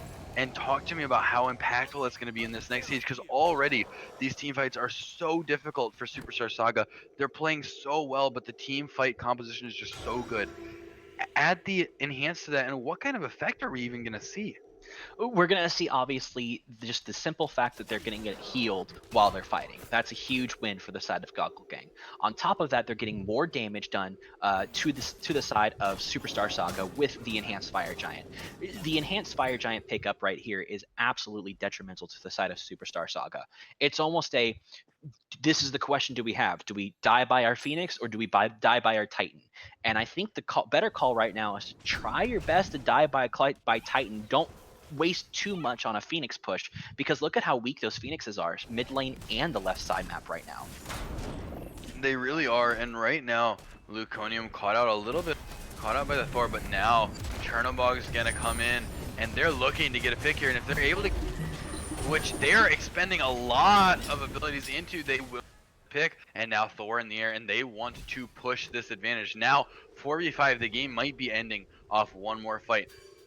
Terra walking through the jungle says, wait for me, guys, wait for me. The life of a support right there. Everybody wait for me so I can heal you guys. I mean, that's just how it is, or initiate. And walks right in, gets that double, and Oleron ult's gonna be expended immediately, Frenzy expended, and if they can get a pick or two, this might be the game. They're gonna look towards this middle. Moods doing a perfect disap right there. Frenzy popped, and now it's a turn is on. Soul takes a ton of damage. Soul in the backline by himself. Josh Goggles takes a ton of poke. On her ultimate used, Moods gets a kill. Malachi gets a kill. And did they turn this? It's very possible. It's very possible, but that mid Phoenix did go ahead and fall, so it does look like that if they can keep the fight going on them, that Winions, if you take a look at the Titan right now, might be able to do a lot of damage. So now it's a 3v3. Oh, and the Fear No Evil comes out, and Mytheria is so by himself on the backline. Panda last hit on the trivia bot, and now, oh, Moods disapparates in the nick of time as well. Is Mytheria out here? Mytheria is out, and they're looking for him, and they can't quite seem to find him, but it does look like that he is gonna be able to get out. They are gonna go ahead and look for that Primal Fury. Yeah. Look how much damage that Titan took. To be honest, I'm not surprised. I was kind of surprised to not see Thor just say, I'm gonna risk it for it. Hello, Luconium blinks into 3 by himself, no follow-up, wants to make sure this objective doesn't go down. I'm not really sure about that one. I'm not trying to be BM or anything, but I feel like that was an inting kind of, I want this game to be over call. And now Mood's having to run for his life. What's interesting is that you say that, but look at this turnaround that's happening. They were able to stall long enough to be able to do that, but unfortunately, Josh Goggles is just being able to run this map right now. And that's all the meaningful frontline is down. TriviaBot's going to respawn, but he has no CC. They can do whatever they'd like to do for free. Josh Goggles going to be able to solo this, starting at like what, a quarter HP. He's still going to be fine to take it down. Yeah, and that's the beautiful thing about ADCs, especially with an Aussie proc. When the Aussie goes off, you're able to, I believe it starts at 30%. You're able to take more, get more lifesteal than you would on a Devil's Gauntlets, typically speaking. And if you're auto-attacking faster, because I think that passive only lasts about 3 seconds, you're able to get 3 seconds of autos. And if you're running around like 1.8, 1.9, you're looking at getting about 3 to 4 autos just off the Aussie proc, which really helps you out. But then you add into that Odysseus Bow, Executioner, Aussie, and the fact that Cherno has a stim that's so good on his second ability. Then you even getting a lot more. Ares ult, Thor off the mark, but the perfect timing, and that's the ultimate combo, and that's most likely the game. That's Frenzy popped, Oleron, that is gonna be it. And that ult combo, the team fight, the disgusting team fight from Goggle Gang, so good. They just are able to pick it up at the end there, 37 minutes in, and that was such a close game. That was such back and forth, but the team fight draft in the end was just too much to handle. Absolutely. I think the team fight, just specifically for the side of Goggle Gang, they were able to make sure that their targets were picked off and that everything was going well for them. But what I found really interesting was the fact that they weren't able to do that the entire game. The Superstar Saga really had it in their advantage in that early game fights, with the Ares getting picks on the Hun Bats, and the Ares being very much getting 2-3 man pulls consistently. They were controlling the early game. And then slowly and surely, when Uleron started rotating a little bit more, Goggle Gang was saying, "Hey, we're here. We're able to kill you guys, and we have a better team fight." So Glacier, who would you give your MVP to for this game? Who made the biggest difference in this final? It's really difficult because on one hand, there's a lot of unsung uh stuff that went on from Soul, but the impact that Matt Mitchie was able to have on this, even just the fact that he beat a Soul in lane, and then 10, 3, and 12, involved in so much, able to output so much, so impactful. His ultimate, the sustain that they had, their team fight. Even when Superstar Saga, even into the mid game, the end game defense, when it was 5v5, Superstar Saga did not ever fully lose enough to lose the game in any kind of team fight. They were always able to defend, even if they lost to Phoenix for it. They were able to defend. But at the end, the picks were able to start coming out. Goggle Gang able to pick up the victory, and I think it was really in large part due to the amount of damage that Matt put out on that Oleron pick. I also believe, as I was saying earlier, Superstar Saga was really trying to extend team fights too long. And I think that was the ending, that was their detriment. They were not able to follow up with any of the kills that they got and grab an objective, because they were usually getting early killed when those things happening. So I think that Goggle Gang just sticking with it, sticking with the fight that they were keeping those team fights a little bit too long, really set them over the edge. Yeah, that's fair. I guess the other thing as well, Terra's so team fight, and Mytheria on the Erlang was able to do a lot. Don't get me wrong, but a good Terra just kind of does more than you in team fights, and it doesn't matter how well you play. Just the ultimate in and of itself, the percentage damage reduction to your team, the percentage damage increase to the other team, that's starting to stack with crit, with everything else. Then the atomization. Looking at the reinforced to be safe, the shoguns, not yeah, the shoguns, the Lotus Crown, and the Relic Dagger, having the shell up so much, having the frenzy up so much, and that's why I said, there were a lot of unsung things that aren't even represented even just in the KDA line that Soul brought to this fight as well. I absolutely agree with you. Well, for this final, it does look like that Goggle Gang is going to go ahead and take the first place prize. Thank you guys so much for hanging out with us today. We'll catch you next time.